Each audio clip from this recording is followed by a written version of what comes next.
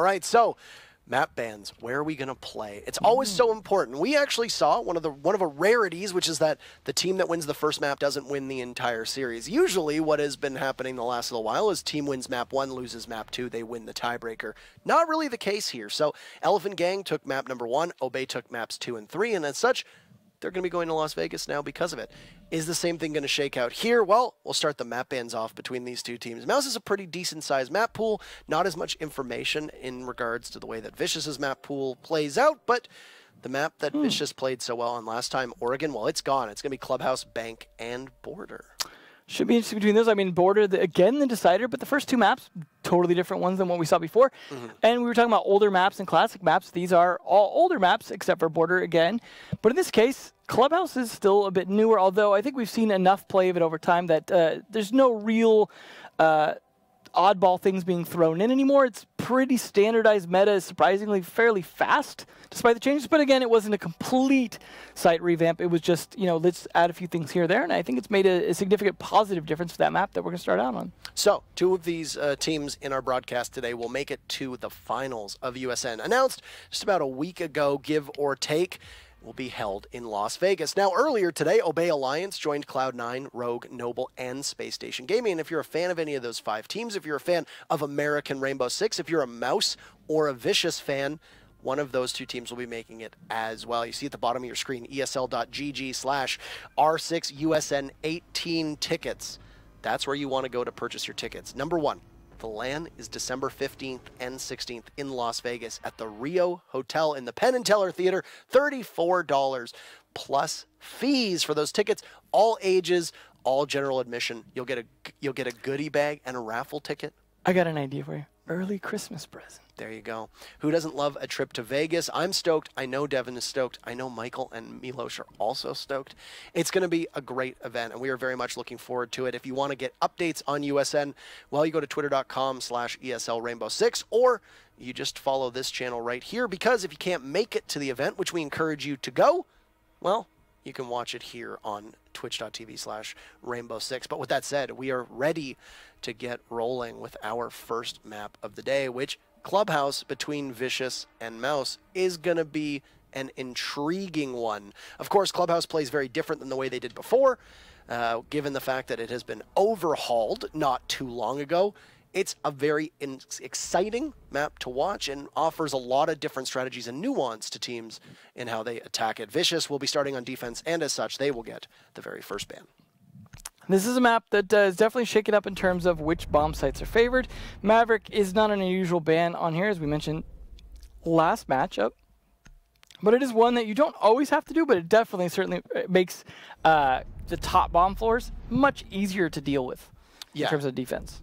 Maverick sees such a large amount of bans here that it is not in any way, shape, or form a surprise. It also works as a nice counterban to Mouse, because one of the American teams that tends to run Mouse more often than not, or tends to run Maverick more often than not, is Mouse on vertical in particular. And no surprise there to see Lion get banned out. Maestro often banned here, and then while Mira being banned is typically just a formality for most teams. Yeah, it's definitely the case, though. It can be Maestro or Echo. In this case, being Maestro makes a lot of sense for this particular map. We'll see, though, what the bomb site first is, and it's going to be Church to start things out with, down in Church Arsenal Room. At first, when this map got the changes, everyone wanted to play Cash first. Bedroom second, Church third, and Bar hopefully never. Whereas I feel like that's shifted over time. Church is starting to become more and more popular as a primary bomb site. It is still a great bomb site, no matter how you take it. But at the same time, there are pros and cons now to this bomb site that are different.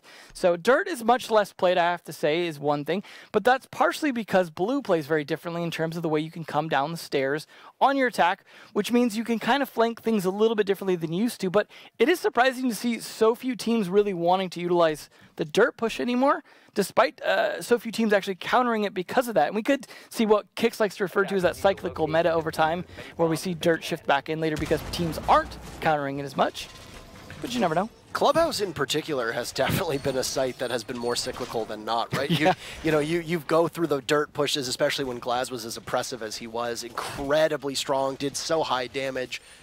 very easy to push through dirt there. Then you'd see teams focus on blue back when there wasn't a staircase in blue. Then you'd see teams, go through a kitchen push, through the hatch, and then you'd also see people attack church. It's pretty incredible the way that this map has gone this way. But the one thing that works quite well for Clubhouse is now there are two more viable sites. And in a lot of teams' opinions, both Master and Gym, as well as CCTV and Cash, often come up on rotation more often than the basement does. So you don't need to worry necessarily about the cyclical approach to sites because there's more sites you can focus on. And what I think is interesting as well is I think a lot of people were thinking that the blue staircase was going to make a difference in roamers in terms of having more roam play on a site that generally sees almost none.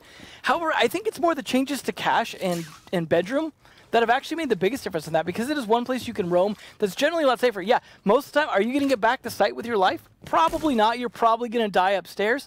But if you take a few people with you or burn a lot of time, you're still generally doing your job. So if you are a roamer that is willing to die for your cause, Cache Room's not a bad place to play in. And we see a lot of attackers struggle to attack it. There you see in the connector room right there, the Legion of Oasis. So it actually is going to be Oasis playing after all on that. And unfortunately for LoJax, he's the first to go, so that is a Pulse off the board early, which is unfortunate because Pulse is so effective down in Arsenal. Denied early. Beastly, in the meantime, has taken a bit of damage, but Oasis trying to do some more to the attackers. Not going to work out. He actually is going to get back to site, so after what I just said, he did actually make sure to make the... But that was the blue stairs that I was talking about, so just to counter everything I was saying, they are going to play a little bit differently. It is unfortunate, though, again, to lose that Pulse so early. And this is a bomb site that used to just be full turtle. The idea of someone dying within the first minute of the round was so rare, unless they just happened to get a good floor bang or someone snuck in from dirt fast. Either way, though, England going to be on that Thermite, going to be joining. They are going double hard breacher, which means they can open all the hatches as well as dirt, as well as church. A lot of options for them. Old Club, I don't want to rag on it too much, but Old Club could be a very difficult map to cast because typically everything would happen in 25 seconds. The first 2 minutes were droning. Yes, you'd hope that you'd have a lot of analysis to do on the first minute and a half to 2 minutes of the round, because typically, unless it was bar stock on that main floor, when you were looking at a downstairs take, you would spend 2.5 minutes doing analysis, very little color commentary, a lot of color commentary, very little play-by-play, and then when the play-by-play did happen, it was merciless because it would be 10 people, 9 people, 8 people, all dying depending on how it worked. Dropping hatch, just the massacres. And especially when Ying and Glaz were so powerful, because it'd be very difficult as they'd rush in so quickly. So, like you said, a little different in losing LoJax early on. Now Beastly didn't have very much HP downstairs. Will lose the fight against Pixel, but Vicious unable to secure the kill that they need to. And this is the final 30 seconds where the execute needs to happen. mousesports has control of blue, but that looked like it was Hyper who was creeping along blue, and well, he'll get finished off. England's still upstairs looking a little bit listless, and he'll need to join the rest of his teammates downstairs. Vertical drops hatch into Moto. He's going to look around trying to see if he is possibly dealing with a yokai. Nog will finish him off, playing so well on that smoke, and the smoke will choke off Beastly, who's now under fire himself. Beastly landing a kill on the Pixel, going for the hipfire as England. Nog will down him, and wow, it's a lockout from Vicious with good old Holiday Nog, whose stock definitely risen over the last couple weeks, putting in a decent amount of work on attack and now shining on defense. He'll take round number 1. Still a lot of credit to Oasis as well, who not only managed to escape certain death upstairs, goes all the way down to get 2 kills of his own in that flurry of kills that still happened despite the setup that you gave that round. Either way, though, there was, as you said, a bit more going on at the beginning. But either way, though, good played on him. And rather than going to Cash second, interestingly enough, going to Gym Bedroom second, which is a curiosity just because Cash can be fairly effective. But at the same time, it just could be down to feeling confident in this Gym Bedroom strategy. They want to try it maybe a little bit earlier or just throw off the mouse attackers. They are going to tease the Ying, but then still bring the Thatcher. See if the attack goes down a little bit differently than before. But they have all the tools they need to make this work. Just hopefully they can stay a little bit live a little bit longer on that Pulse, and it is going to be played by someone different this time. LoJax is going to be on the castle instead. Got a lot of reinforcements to set up for this. But the question is, how many people are going to play in Cash for this defense? How many people will go for roam? Because there are a variety of ways to play this defense, and you don't want to stick all 5 people in Bedroom. Yeah, so... when you're looking at this, there's two different ways that teams will play this. Either you fortify cash and you really contest it, or you fall off immediately. You make sure that you've got some kind of presence inside of the bathroom, in between, well, technically not in between the sites, but at the bottom of both sites, technically, with the bathroom connecting both Master as well as Gym. And then you'll typically have somebody play below, maybe somebody downstairs in stock. It's hard to tell. It really depends on the way these teams want to be able to establish their map control, because typically on Gym Master, you need some semblance of map control. It can't all be cash, because if you get forced out of cash, you're in bad shape, because then you immediately almost always concede construction as well, because you've got the windows in construction that are there that can possibly pinch you once you do get forced out of cash. So you need to go, and you need to go quickly. That's the way we see a lot of teams play it. So I wouldn't be too surprised to see Vicious have one body downstairs, possibly have the Valkyrie, or maybe even the Pulse, both of which are very well suited to be in that position. But it looks like, for the most part, Mouse is actually going to avoid cash for the time being. And, well, they've put quite a bit into, into the jacuzzi wall. Rich tries to peek Beastly, and the Echo will toss his life away. And it's another run out here as well, down through dirt, but it will get nothing. So chances made and opportunities lost for Vicious here. I like the concept of the run out from dirt, because a lot of people stacking up on Hot Tub the way they are is actually a good idea. But Pappy Vandal there getting the kill, and then Vicious taking one back from Nog. That is going to even things up a little bit, but Thermite's already done his job. Pixel taking a bit of damage as well. Losing the the Valkyrie and the Echo early, though, was definitely bad. A lot of health going down as well. Pixel still at that low health, and LoJax still going to have to try and fight this for his team, as unfortunately now he falls. Pixel all alone in this against three fairly high health attackers with fairly good guns as well. A lot of pings coming out trying to help him, but they will not lead to a clutch as Hyper finishes things off. A little bit of a slow attack, but certainly a deadly one. Hyper with an interesting angle there through the window. He pretty much played that window, I'd say, most of the round. Yeah, and that's what I touched on at the start. Usually you'll have teams stacked up on windows. One might be over on construction, but you're likely going to have somebody over on Master as well as Gym. There was next to no construction or cash presence whatsoever. I think Mouse read into it quite well that they could essentially take Jacuzzi Wall and push into Gym, and there would be next to nothing stopping them. And that's the way that Vicious had lined themselves up. They had to concede that very quickly. They had to basically give it up, forfeited control of it. They walked back, and what ended up happening was Mouse just had so many angles on you that almost every time, with the exception of Nog playing quite well, as we've said many times, trying to take frags, it was routine. Mouse just held angles. Even when, I believe it was the Pulse, tried to get back to sight, all of his bullets ended up hitting that one workout machine. The weight machine didn't get the planter at all. Plant goes down successfully, and then you get locked out. All in a day's work for Mouse. I think it could have gone a little bit differently. I mean, obviously, because I'm saying something's going to be different, but I think it could have gone much more favorably to Vicious had they landed the shots from the cash window. You know, the one that turned around on him. Because once you start to put pressure on there, yeah, you get the kill first, and then you start to hide, right? All of a sudden, they have to watch themselves. You talk about, oh, they didn't take cash. Then they start to have to be able to hold that angle anymore. Because like I said, they were playing that window most of the time. If they could not safely play that window anymore, they're in a position where they have to focus more on the hot tub, or they have to start to take map control the opposite side. And that burns a lot of time. Even if you just got the kill and ran away back to site, that still would have put a lot more pressure on Mouse. And I mean, it's a bummer for that one missed shot to really make a big difference, but that's how it is a lot of times with these defensive rounds. If you don't make your plays count, things start falling apart.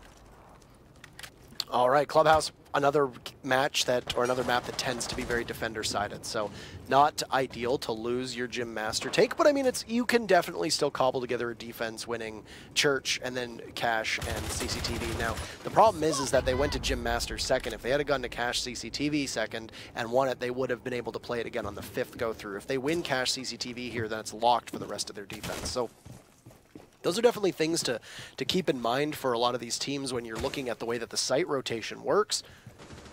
If you win something on the third try, that's it. That's your only opportunity to go there. So definitely some strategy at play. And I mean, the thing with CCTV Cash is that it plays out almost the mirror opposite of the way that Gym and Master goes. A lot of teams will try to take Master, and then construction is going to be your main focus if you don't go for Garage, which is the two routes to get in here. But Oasis able to eliminate England, and good for Mouse that they've been able to run 2 hard breachers both times. And while Oasis isn't going to be able to fight his way out of it, Hyper's going to take a lot of damage and miss the shots onto the Yokai, and there's actually a Legion there waiting. LoJack's getting aggressive, and the disrupting blast from Rich's Yokai will miss, and Hyper just cannot grab the drone. Unfortunate. And it's actually a good bait and distraction for a second there. That is going to bait out a lot of shots and give some idea where the pressure's starting to come from here. But a lot of attacks right here really starting to fall apart. Not only have they lost the Thermite, which gives them the ability to move through. Ooh, there's the Echo, though. Getting a little bit crispy. And then a nice trade back by Nog. But now they're going to have to pressure through the wall in a construction connector. And that's much harder to do sometimes with just the Hibana. But a nice down there. He could potentially pick himself up, of course, but you'd rather have 50 HP than 5. That was a nice reset, and as well, there's nobody for Rich unless there's some kind of rotate here, and there you go. It's going to be LoJack's watching one angle as Pixel trying to get to Rich, and they might actually be able to get the Echo back up. You saw the Yokai on the ground as well, but they've lost sight control. So all the while they've done this, they have conceded the most important advantage they had, which was being able to play inside of sight. There's the Yokai doing good work. Now that Rich is back to life, they're able to get the drone out, and they'll hit the Thatcher twice. The C4 goes off below Beastly and will get finished off by Pixel, and it's going to be Hyper who's going to be swinging at the wind. One of the newest members to competitive Rainbow Six at this level, and he's not going to last too much longer. LoJack emerges from the corner, and swift couple bullets will be Hyper's undoing. That's 2 for Vicious as it's been back and forth, and Cash going in hand. Church unlocks an opportunity for Vicious to go back downstairs. Now, we talked about earlier about how Coastline was fairly attacker-sided. Clubhouse tends to be fairly defender-sided, which is giving Vicious a little bit of an early advantage here in terms of, in theory, being favored on one side or the other. But, of course, you have to capitalize on that. It doesn't automatically mean you win your defense. So it's good on Vicious. The way they've been playing so far has been at least fairly trade-heavy. And that's what we were talking about earlier is a big difference, and that was what Obey was struggling with at first. Vicious seemed to be doing a good job of that. If they're losing a guy, they tend to be trading it off, with maybe the exception of the gym bedroom defense, which was a bit more a struggle. You're talking about being the mirror image as well, and the one difference, I suppose, is the ease or not of opening the wall. That hot tub wall came down fairly easily, whereas the kennels wall that you have coming into the server's room, much more difficult to open if it's played well on defense. That being said, that we go back down to Church. As you said, they cannot play Cash again because they played it. They won it their 3rd time. So no more. I love the strategies that come out from the current setup that you have of the way the rounds work, the way the rotates work, the way that you have to rotate sites, the way certain maps have more or less bomb sites. Definitely does make things a lot more interesting, but it is good to see that Vicious are able to at least win 2 of their sites consistently. However, if they win Church here, that means they do have to go back to Gym, the one site they have failed, which could leave them open to a 3-2 scoreline going into the switch if things continue as they were before. Mouse, however, should, in theory, be a little bit more prepared for this time, because last time we saw the the 5 seconds left. Legion of Oasis was up on that top floor managing to get away. There was 2 up there. Did manage to lose one of them in that process, I believe, and that was the Pulse, which they're not even going to be running this time. So LoJack's instead going to be on Jaeger. So things, in theory, might shake out a little bit differently this time, which may favor Mouse a little bit, who had a good attack, just managed to get shut down a little bit once they went for the execute. I feel like dropping hatches, though, generally doesn't work out as often as teams might think it does. And so I'm just not a big fan of the whole drop hatch idea.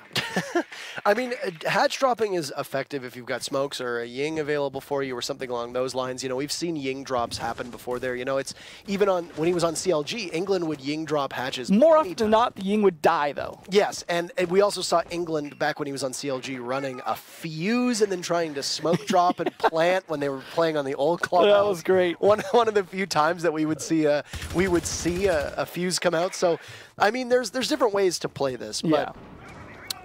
Overall, we transition in 1 minute into this round, and Oasis, once again, they just cannot find him, and he's going to take out Vertical, and the X-Kairos will be a pretty stark reminder of drone effectively. They will sit there and be a totem, essentially, for mousesports' inability to find where the roamers. And that's unfortunate. You'd much rather lose Thermite than Hibana in this case.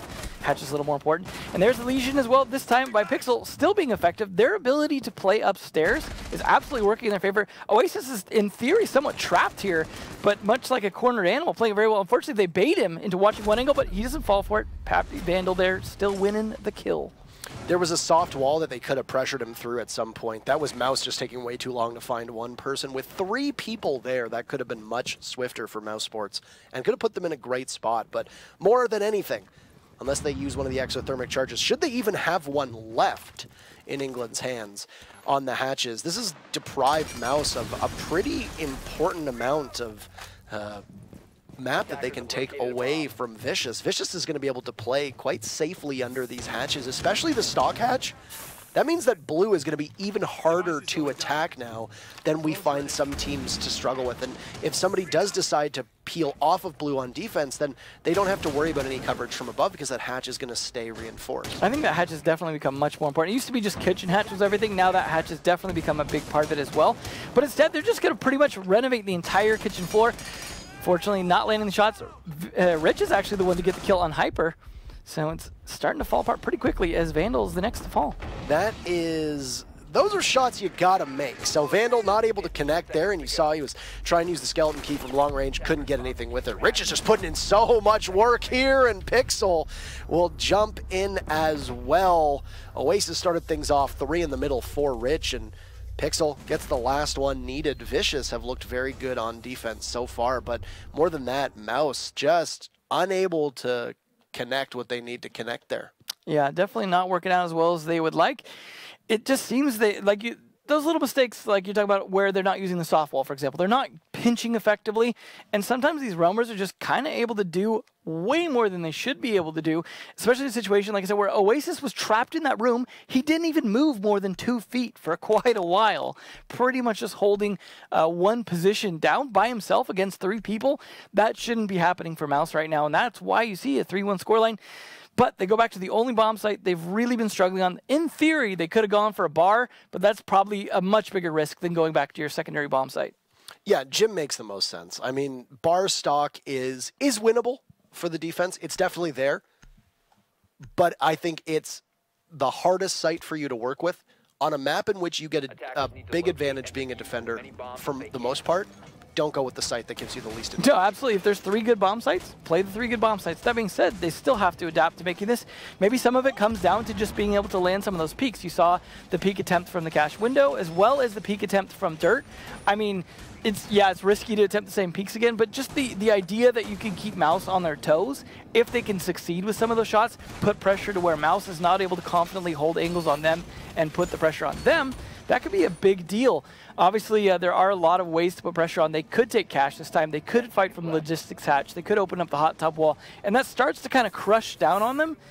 And it's a situation where even, yeah, you can rotate people up and down the stairs, but for the most part, the hot tub wall being open mostly negates that, especially if combined with the logistics hatch being open as well. It is a tough spot to be in as a defender on this bomb site if you cannot maintain at least one of those solid map control points. Or maybe you win some of those cheeky peaks. All right. Well, Rich, who was able to put in a lot of work in the previous round as Echo, didn't even really need the yokai drone, just simply fragging out with the MP5 suppressed. Hyper spots one of his devices pretty fast, but I mean, you're not going to be able to do much with it. Thatcher's EMP doesn't do anything other than disable it, which means it drops to the ground vulnerable, which is where it already happens to be. So it's just a little bit out of reach of Hyper, and he can't be able to pick away at it. He doesn't really know exactly how close to the wall it is. So also, it could be downstairs as well. That could be on the roof downstairs on that first floor for Rich, waiting to see if there's going to be a possible push from the main floor over by pool table. But it's something that's hard to determine. Anywho, jacuzzi wall opened quite easily. No contention whatsoever. And now they'll also get the reinforced wall in bathroom. Now, this is interesting because by opening up this bathroom wall and jacuzzi wall, you basically force all of Vicious into 2 angles. Office and construction. That's really the only place they can play other than below, because there's no other safe spots for you to really be on site.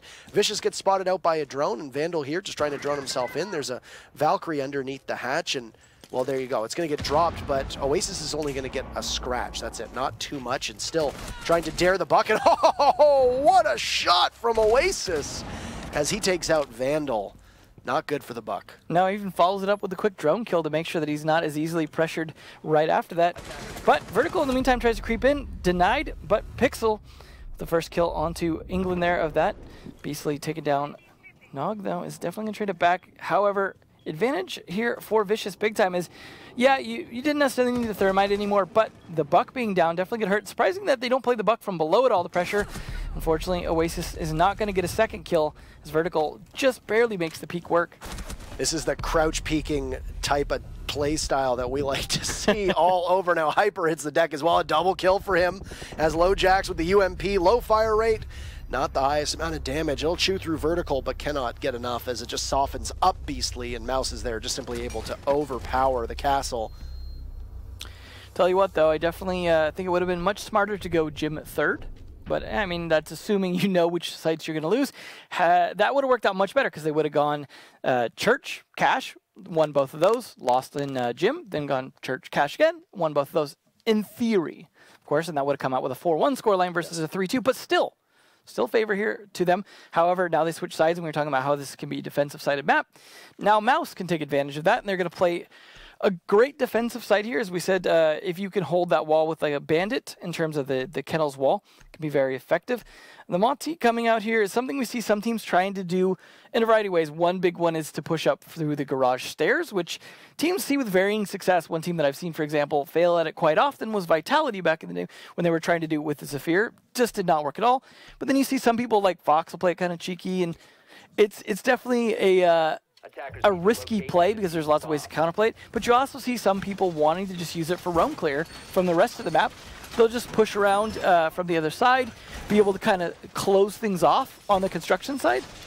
So we'll see though. Beastly though, actually the one most for his team, we were just talking up England. He's actually down there with 0 kills, surprisingly.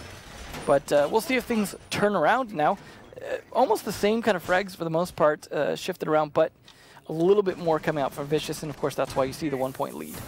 Interesting thing about Mouse is that in the very first stage, they made it to the finals. They were eliminated by Noble. The second stage, they made it to the semifinals and were eliminated by Cloud9. So now they're here playing Vicious. Now keep in mind this is Vicious's map as well. And yeah. I mean, we saw how much map choices matter. Elephant Gang on Coastline, trounced Obey, ended up losing the series. Okay.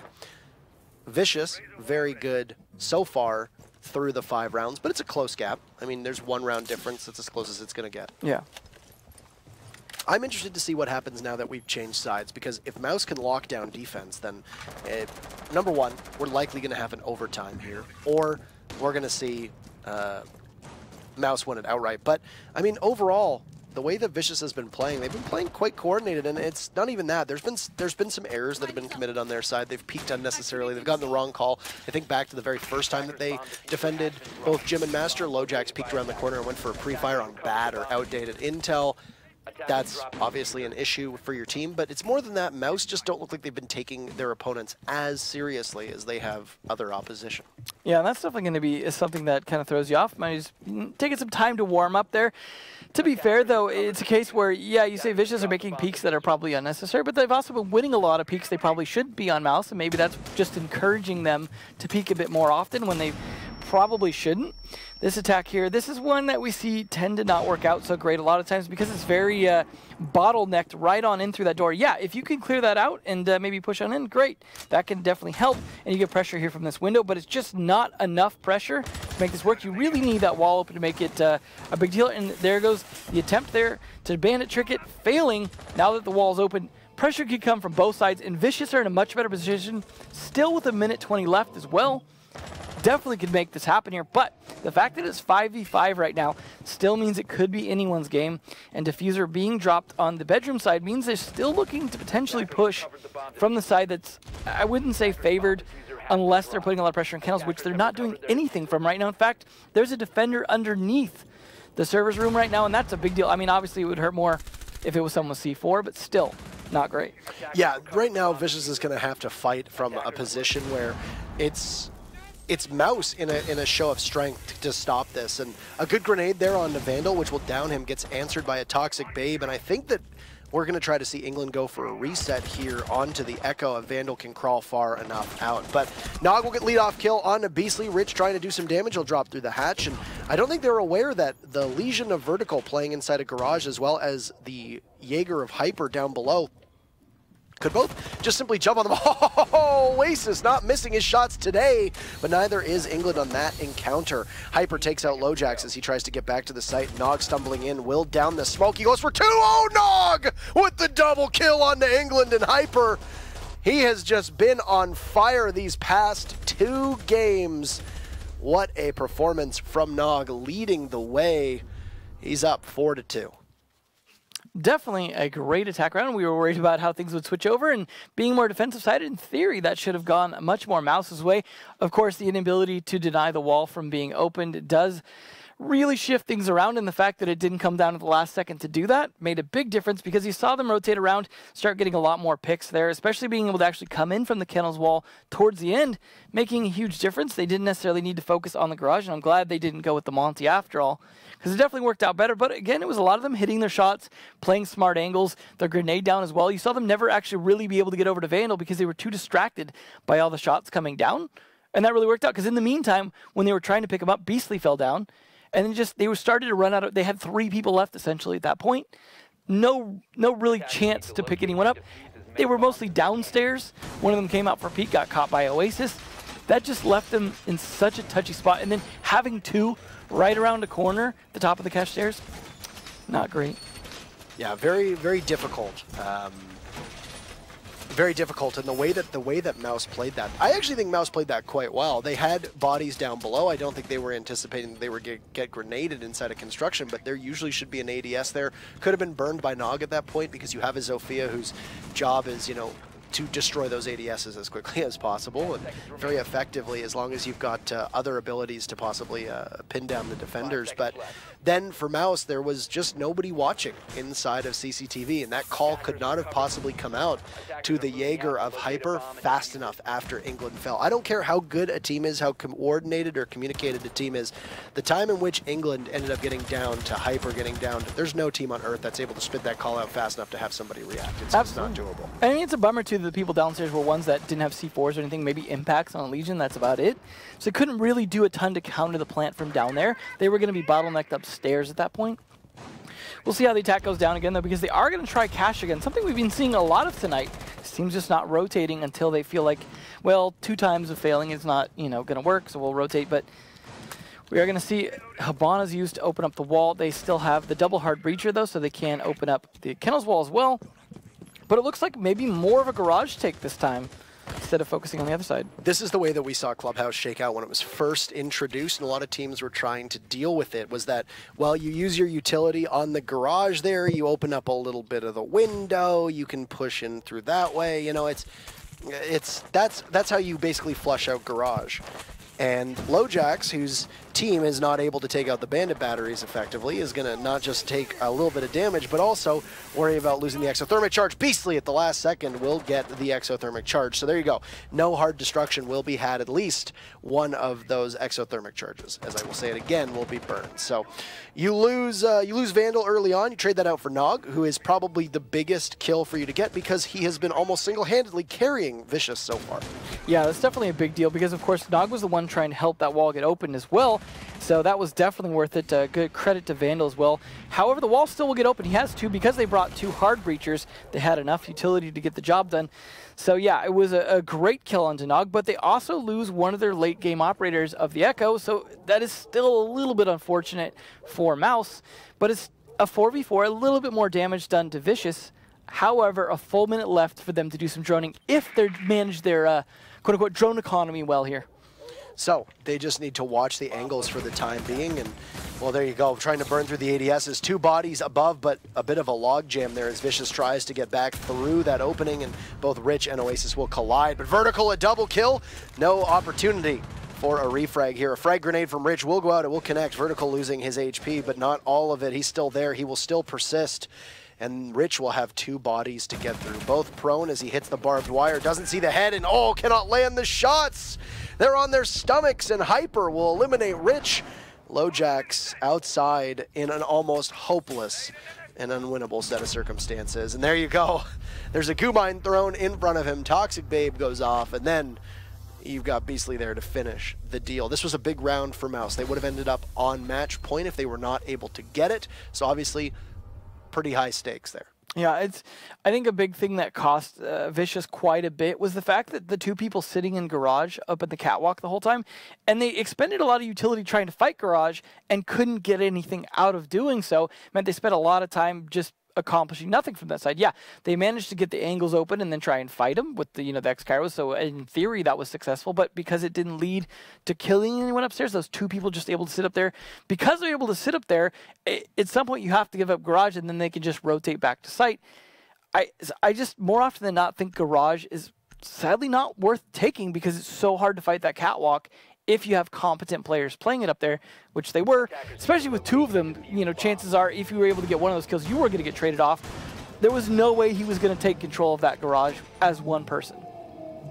Yeah, I mean, it's strange though, right? Because it's a lot of the reason why teams can contend Garage so well is they'll either put a Mute or a Jaeger there, or possibly a Maestro. Then you'll put either Mute Jammers or ADSs around him. The Maestro has a good gun, obviously. I mean, Maestro's banned, so he's not going to be somebody here. But you still have the Jaeger and the Mute available in this particular matchup. A lot of teams will try to take care of it by running a Glass. Glass is open; he's not banned, so you can see the Glass come in and be able to put that pressure on Garage, and it makes clearing Garage a lot quicker. You can have Zofia throw a couple concussive mines up, burn those ADSs. You have the Hibana be able to open up the Garage as we saw, and one of the things that Hibana opening does is it also allows you to stand outside, and you can get an angle all the way up to that window that you need to vault through to get from CCTV into Garage. Which is why you see it in what looks like an odd spot from the outside. Yes, and people don't, I think, realize that right at first glance. So it's definitely something that could have been utilized, but overall, I think that in that round in particular, Vicious just didn't put the bodies where they needed to. They had two people come into Garage. They were trying to push from below. You've got ADSs above. You burn the ADSs, but the frag grenade will miss. You've got nobody else to possibly push them from the main Garage door. It was just, overall, it was a miscalculation, I think, on Vicious's part, and it ended up being quite costly, as that was a round that I think possibly could have put this one away, as it would have been very difficult for Mouse to come back. But now Mouse still definitely has a pulse. Either way, though, still advantage to Vicious is pretty good here at the start, considering they won the very first attack. And there's a chance they could pull this one off as well. At least they brought it to Jackal to try and clear things a little bit faster. So they're correcting some of the things that kind of hurt Mouse a little bit in terms of that roam control. Bringing a Blackbeard here is a little bit different. You talked about how the Glass was left available, but the Blackbeard's going to be brought instead in a very typical old-fashioned blue push. Good to see that again. I mean, Nog was playing in those days, so he's definitely familiar with that. He used to play for Insomnia all the way back, if people remember. So here he is on Blackbeard, and this seems to be the press case, or smash case, or break case in case of emergency, break glass in case of emergency. I can't do words today again, so smash glass in case of emergency, and here you have it. That's their panic button. Nog on the Blackbeard, he can just wreak so much havoc and just make your life absolutely miserable. He's on a very commendable flank hold there, watching it for about 45 seconds now, with the rest of his team getting Rich will get one. Great teamwork, and that'll be a down as they'll get picked up, and there's Nog. Oh my goodness. Nog will finish him off. Vertical is still down, but all the goo mines that Vertical had sat as Nog picks up 2 kills. Nicely done there. Just the timing and the pre-fire of that deployable shield still going to be a bit of a problem here for Nog, but he doesn't even have to try and push it. He can just hold a flank onto Church the whole time. However, he'll still win it. Oh my goodness, just all over the place now, and well, it's England versus Nog in this particular matchup, and he's going to go forward. England through the easily destructible wood. Nog just lumbers right in. Pixel's there to help take everybody down, but England is on a mission. He'll find a second kill onto Rich. Can they be able to get the smoke in time? Nog will have to trudge through, breathes in a lot of those toxic babes. England low on HP, and they'll down him, but England again and again and again. England with the clutches when need be. Excellent smoke play, and it's all tied up 4-4. Well, this could come back for a lead here for Mouse, or it could just go back and forth and back and forth. However, the plays that we're seeing from Mouse, it's seeming a bit better coming out from them. That being said, though, Nog still definitely performing consistently most rounds there. You saw it with the Blackbeard that round, and it was funny again we talk about the cyclical meta on here, so it's funny to see that kind of approach come back, because that is an older way to approach it, because you don't necessarily need to do that as often now that you have the stairs to come down much closer to the actual site. But the fact that there was someone with the deployable shield there, it made the way he was playing it a little bit smarter. So it worked out very nicely. But of course, the crossfire coming from Moto definitely made the big difference. And I think more often than not, teams succeed by pushing from Moto, or at least putting from pressure from there, rather than a lot of the other strategies that seem to be failing for Mouse when they were on their attacks. We'll see, though. Things could change here. They're going to show off their gym bedroom defense. If they can't do it any better than Vicious, then Vicious go back into the lead again and put it on map point. But that could very quickly turn into an overtime. Yeah, I mean, overall, Vicious tends to see their stock fall when Nog dies. Oasis has also been there, as you note on the scoreboard, not just in terms of secondary fragging, but also the one thing that Oasis has done that those six kills don't show is he's been tremendous at being able to get the very first opening frag, and it's almost always on an incredibly vital operator when he was playing on defense onto attack. Now, obviously they've changed sides, and Oasis has been a bit quieter since going on attack, because you can't really jump on defenders the same way, especially if you don't bring enough utility from the attacking side of things. So we'll see what they can manage to do with or without Oasis here. Oasis was occupying the role of Jackal last time around, and when we saw them last week, it was Pixel that was playing the Capitao, which was excellent, but Pixel ended up dying really early on, and we never really saw much of a strat from the Capitao.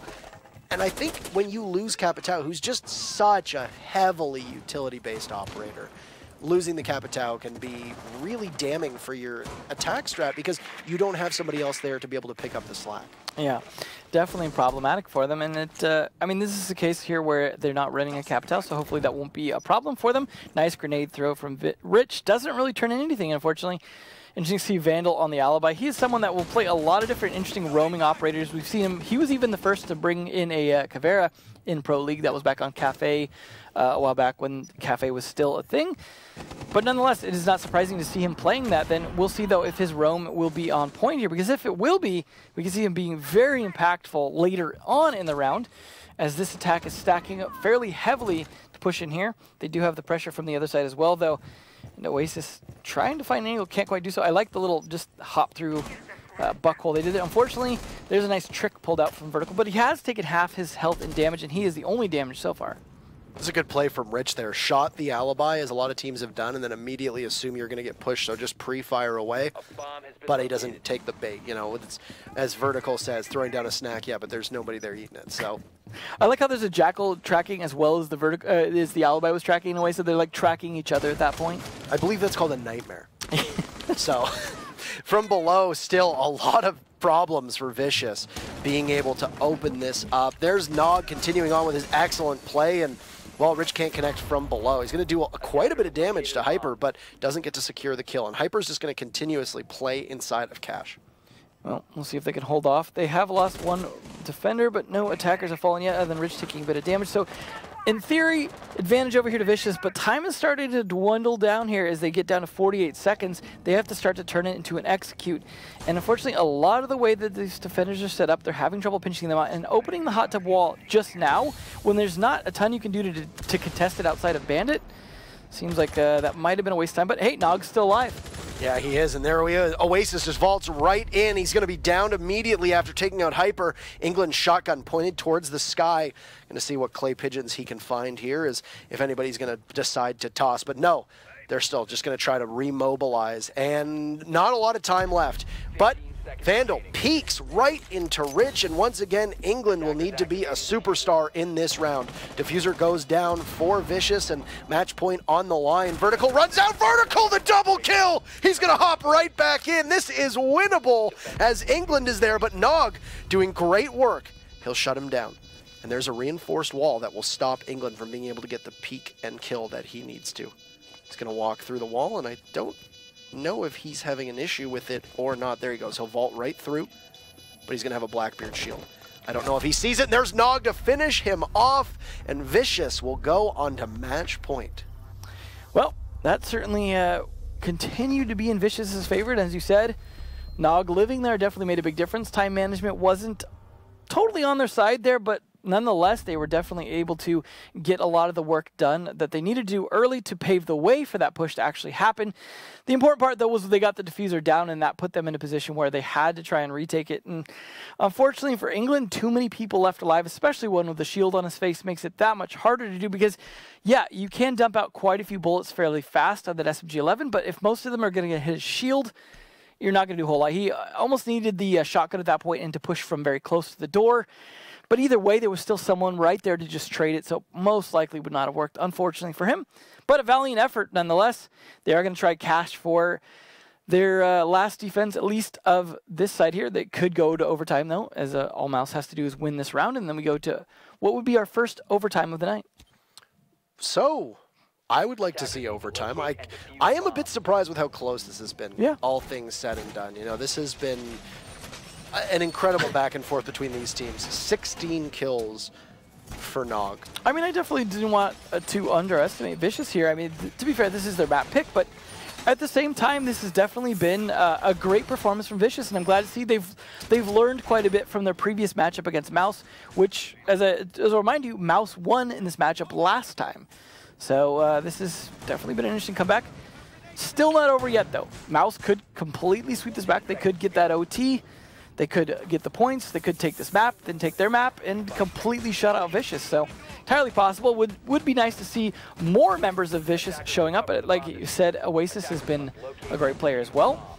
Mouse, however, just don't seem to be as coordinated as we're used to seeing from them, I think.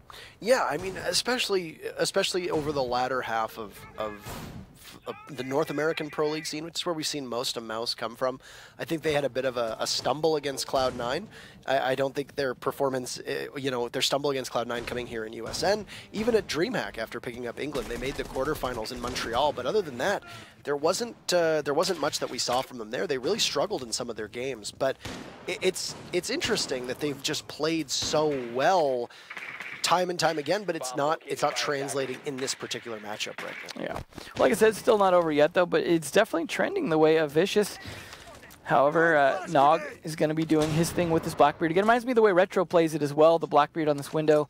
Typical thing coming out from him. But it's going to get read into by Beastly, so if the timing is right here, could lose this fight. However, Hyper's going to go down in the meantime either way, so even if Beastly goes for it, it's too little too late. He does have a little bit of potential peek through those, through the bomb itself, maybe even through some of the debris on the rack. But he's playing it patient, which is probably the smart approach here. Don't let him know you're there because, well, I mean, 16 kills, 17 now. You don't want to let him know you're there. Yeah, so what can happen next? Hyper down and the ADSs will still persist 90 seconds in. You've gotten one frag and you've taken out somebody from Mouse who is a pretty good shot. You know, Hyper is a smart player, a good player, so it's not too weird to think that Mouse's chances have certainly fallen after that kill. So downstairs clear, trying to figure out if there's any roamers. They anticipate another run out. Obviously the shades of last round still coming back to possibly haunt them as Vertical went for that big jump out and managed to net 2 kills, but wasn't enough to help the rest of the team. Construction control for Vicious is there, and they'll flash right in as Nog is still just waiting to see if somebody is going to peek, and of course peeking a Blackbeard, almost never a wise idea unless you happen to have a shotgun and can aim at center mass. Well, interesting that they have the buck downstairs to potentially open up some of it, but Rich is actually taking a bit of damage. In theory, he should be able to help out. Oh, 2 people there, and somehow Oasis gets away with it. That's the story of this game. And then C4 killing your own teammate, Vertical picking one down, Nog killing another, all down to Vandal here. This is going to be nigh impossible for the Echo as he's got his work cut out for him. 1v4, you're a 3 armor. You're not exactly that nimble. But you have an ACOG, you've got some marks at least, and well, you see the foot, but that's about it. Pixel putting in good effort that time around will give his team the 6-4 victory, and Vicious doing very, very well. We'll move to Bank, which is Mouse's choice, but damn, what a result. Yeah, a very, very good game by them. I mean, I don't want to credit it all to Nog, but I'd say the lion's share definitely going over to him. A fantastic performance that really made a huge impact. I can't imagine they saw that coming. 18 kills, you don't see that very often, and it's certainly not because everyone else is at 0. So that's why they definitely came out with the head there. Mouse just seeming to struggle a lot there. Bank, though, I think is a map that might favor them quite a bit more. But I wonder how we'll see some of the good roamers on Vicious play this. Like, we saw Oasis play some very good roam, things like that. I got to imagine Jackal play is going to be a huge factor in this next map. Yeah, and I mean, both teams can run a Jackal quite easily. We see Jackal, like I said, if it's not Oasis, then Pixel was running it today. Jackal is in a lot of Vicious's strats. They were running a Jackal almost every round on Oregon, which is a bit strange for a map like Oregon because what he brings to the table as an operator isn't really as effective on that map as it is on others. So, I mean, that's definitely something that we'll see in there. We see Jackal on Bank no matter who's playing. Yeah. So that's just something that he's tailor-made for that site for those sites quite well. Same with Villa. Those are two of the biggest maps in the game.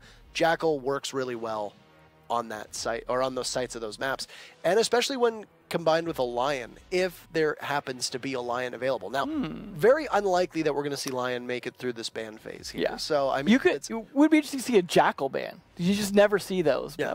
That would really shake things up.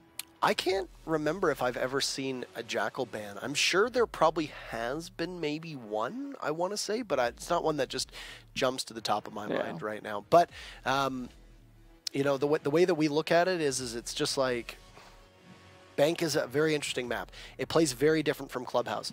Bank, a lot of teams live and die off their offsite players. Yeah. The way that you can control and dictate the entrance of the attackers, the entryway or the entry of the attackers, the way that you can just bleed down the clock. Yeah. There's a lot of ways that you as a team can shut down the attackers quite well. And I mean, Bank tends to once again be another map where defense is relied upon to win their side of things, but it totally depends. If you have a very inadequate roam style of gameplay, or if your roams are unconnected or disconnected, or they're not able to back up other members of your team, then you end up finding yourself on the losing end of Bank quite fast. So Vicious took game number 1 on to Clubhouse. We'll move to Bank and see if they're going to be able to put this away in a 2-0 and send Mouse to the wild card for their spot. Wow, that would be unfortunate to have to play it 4 times just to get in. I mean, we did see Obey finally succeed on their 3rd try, and we saw Mouse even switch to the Western Conference just to be able to see if that worked out better for him. But in this case, so far not working out as they would have intended. Vicious going to go for their bans now as Mouse takes out Lion. This is where it could get interesting because there are quite a few different choices that can work for this here. Some teams will even go with very commonly Habana bans. There we go. After we saw Nog bring out the Blackbeard in Oregon on Border, the 3rd map, it was Hyper's first ban. And that's why in chat you saw Rich there say, Blackbeard? But the problem with that is then it would leave Lion open, or you'd leave one of the other hard breachers open, or possibly even leave Maverick open. Yeah. It's definitely something that, you struggle with. Certain maps have more obvious bans than others. And some you need less of those bans to make your strategies work. In this case, nothing too unusual in the bans here, but still, some of those definitely going to make it harder. But it does mean, for example, Echo's still on the board, which means downstairs, for example, if an Echo's able to stay alive, can be fairly effective in helping stop a push on into the locker CCTV room, which is what they're going to be playing first. So we'll see how they play on this. Now, we know Vertical's a very good roamer, but him playing on Pulse here makes me think he's more likely to be on site. They might not even play for any kind of roam. They could go for a very downstairs heavy defense and just let them clear the upstairs with that Jackal and waste a lot of time. Now going to bring out that Blackbeard again. Well, after what we saw last map, that's definitely not a surprise. They've got a lot of tools at their disposal here from both sides. The IQ is definitely going to be very important, though, I think, in making sure that the Echo play I was just talking about is not going to be a big stopping force here in getting that push down. But we'll see how they go for it. Of course, with just the Thermite, you have to choose your hatches and walls carefully, as you're more likely than not often want the server's wall blown into the CCTV room, but in doing so, you lose your ability to blow more than one hatch, and that starts to become a little bit of a problem more often. Now you're going to go for either the one that's inside open area admin office there, or the one that's in the skylight area just above servers to give yourself an angle down to help with the defuse. We'll see, though, if anyone's going to play in here. Sometimes you see an Echo play in here. A black eye inside here is always useful as well. He's going to check for drones, though, first to make sure that his black eye is not going to be spotted, which is a good idea if you only have one left. Got to make sure it stays in there so that you don't have to manually watch that room. Yeah, and I mean, you also have the moment that you go to live action, you do get kicked off the drone for about a second or two, which is when you've seen some teams strategically throw Valkyrie cameras so that even if you hop on a drone right away, you don't get to see exactly where the Valkyrie camera has been. Obviously, notwithstanding the fact that you would then see it on the drone if it's possibly in a more obvious location. But yeah, that's exactly why, and I'm glad that you're able to articulate exactly why Beastly does that. Now, wasting no time, Nog is going to just sit on the Blackbeard right away. Good call on the Jackal pick as well. That's going to be there for Pixel. As for the rest of the team, well, it's going to be similar utility that Vicious has been bringing an awful lot. They typically will have a Zofia and a Jackal in most of their compositions. They've also seen a Capitao get played quite a bit, but that's not going to be here, obviously, for them. Yeah, I mean, definitely is something that can work fairly well on the site for particular pushes that depend a lot on smoke, for example. But in this case, I mean, they're still going to have some smoke from the Jackal himself. It's usually not a big deal. They obviously don't have to deal with the Mira, which is a big part of needing to do that smoke a lot of times, is making sure you have coverage to try and go for a plant without someone just watching through a one-way mirror on you. Nice thing about Draco tracking on this is people have to go up to get those hatch reinforcements, which means footprints are going to get left out in the open no matter what. Fortunately for him, they were just on smoke, which isn't going to give him a lot of intel. LoJack's burning 2 of those ADSs. The way that Hyper is playing right now is going to be similar to what we see out of a lot of teams. You sit inside of blue stairs or white stairs, depending on what you want to call it, server stairs, usually. You've got a deployable shield, you've got ADSs that you can try and burn out, and a lot of times people will play there with shotguns. But no, the 416 carbine that Hyper is using is one of the strongest weapons, and he's going to lose 50 HP oh, he doesn't win the gun battle against Rich either. So the Zofia mine blows up the deployable shield, and Rich is there to be able to jump upon the other remaining half of Jaeger. And that's a good reason why you see shotguns, is if you only get to click once, got to make it count. And in that case, he might have still gotten the kill potentially from that range, even with the crouch happening. Either way, though, that is server stairs control. Definitely going to lead to pushing into the server. Now that LoJax is getting set up here, he's going to blow that wall open, get set up for the punt. And now this is where they need to start baiting out utility. There's still smoke left. There's still C4 left. 2 C4s, one from the Valk, one from Pulse, and then, of course, the smokes from England. Got to imagine that vertical going to be hanging out in Gold Vault is going to make that so much more difficult. And that's the problem. Baiting these out is so much harder if you have Pulse watching. No, he's not. And this is playing out the similar way to what we see a lot of times on this site in particular. But yeah, very good point. You don't have the Pulse in that position. But Smoke is going to continuously choke out Vicious Gaming, and they're going to have to go for broke as they are running out of time. At least they'll bait out a C4, but the rest will just jump right in. And, well, it's a slugfest. Vertical and Beastly get 2. Nog picks up 1 kill, but Mouse will just persist. And in the final seconds, a Yokai blast will stop the defuse in its tracks. And there you go. You see the Yokai fly up for just a second there. And first round is going to go to Mouse. Problem I have with that tech is they had an IQ, and that would have helped in a couple ways. First off, as I mentioned at the beginning of the round, catching the Yokai. That obviously would have made a big difference since that's what won the round. Second off, you would have known whether or not Pulse was hanging out in Gold Vault. If you start trying to bait things out, you're going to have Pulse on his sensor right there and showing up for IQ if he's in there. If it doesn't show up, you know he's not in there, and it's just down to baiting out smokes and potentially C4 throws at that point. And that's why they were able to bait out so many smokes, because of the fact that Pulse wasn't there to provide any kind of assistance in that. But it just didn't seem like they were focused on that. They seemed like they were just kind of getting pushed by the time management issue.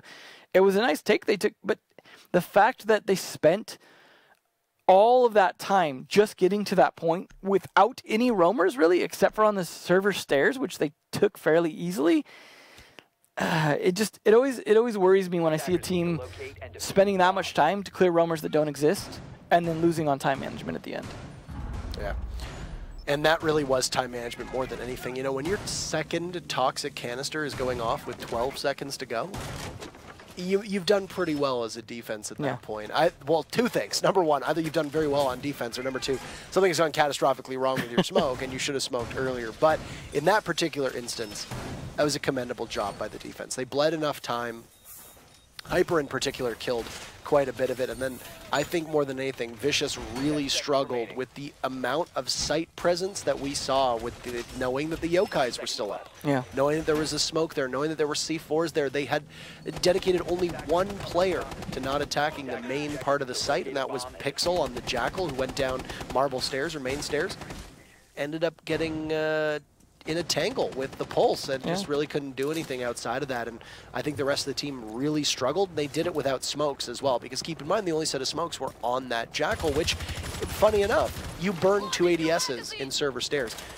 You could have burned the one ADS that was likely there to stop the smokes inside of CCTV quite easily, and now your plant gets a lot more simplistic because you've got smokes, and you just need to hold the angles and make sure the defenders don't rush out unless they just blind fire you through them. So. Well, speaking of angles and rushing out, Vandal with a peek out gets Pixel and Rich. That means no Jackal and no IQ. A lot of intelligence off the board here. At least Oasis trades it, but Vandal, absolutely worthwhile sacrifice. Gotta imagine his utility is already up at that point. Very much did his job and almost single-handedly possibly put this round in the hand of Mouse. It's also killed a lot of time because you could see there LoJax was doing drone work for somebody else still in spawn. It's going to take him a good 20-ish, 30-ish seconds to get himself in position. So as you can see here, it's been about 15, 20 seconds and he's still trying to rappel up that wall. But Nog doing what Nog does best, and that is just destroy anybody in your line of sight. You can hear the Blackbeard now just continuously to fire away and being able to just walk unimpeded in towards the CEO office. And while Oasis sits over top of the hatch inside a janitor closet, it's really just him and Nog for the time being. But look at that. There's a Valkyrie on the board, and Nog obviously feeling that he got spotted, trying to figure out where that camera is. But Vertical has crept his way up top, and he's in a very prime position to jump on one of the attackers. And now he's possibly on a collision course here with the Zofia, and he'll get it quite easily. Oasis steps up and then sits back down. Yeah, unfortunate position to be in here. I mean, Nog's still alive, so still some potential here, but only a minute left. They had the even man count for a while, but now a lot of map control starting to slip away as they just don't have the people to watch it. So even if they get some map control, they don't have enough people to flank watch to really call it map control at that point. Just means a lot of people moving around in different positions while they try and push site. LoJax could go to start to open some walls to put a little bit extra pressure on here, but just not happening just yet. And 35 seconds left. That wall, the nice thing they did is open up a lot of the foot there, so he cannot really just safely walk up and put a exothermic charge on it. So that was smartly played. I mean, they left it soft, but in the smartest way possible. He's going to go to open this, and that's going to push off, I believe that was Beastly. Nog's going to try and do what he can, but 16 seconds left. Not a lot he can do. Smokes, as you said before, coming out at this point, making it very deadly. England, again with a smoke and shotgun finish. Mouse take their second round. England doing things that we've come to expect. Doc shotgun in there? Is that what you mean? It's been a while. England loves shotguns in Teller's Archives. Yeah. That much. Infamously ran an zero attachment Doc shotgun in an important match in one of the Pro League finals in Gamescom, if I remember. In that spot, yeah. In that particular spot. Obviously, not intentional. A little bit of a boo-boo, but you know what? It was funny because he still won that round. So, either way, though, CEO. You got a kill with it too, didn't he? Yeah, it definitely was a good chuckle. Yeah, I remember the confusion from what's the going on at the time, and I was watching it at the time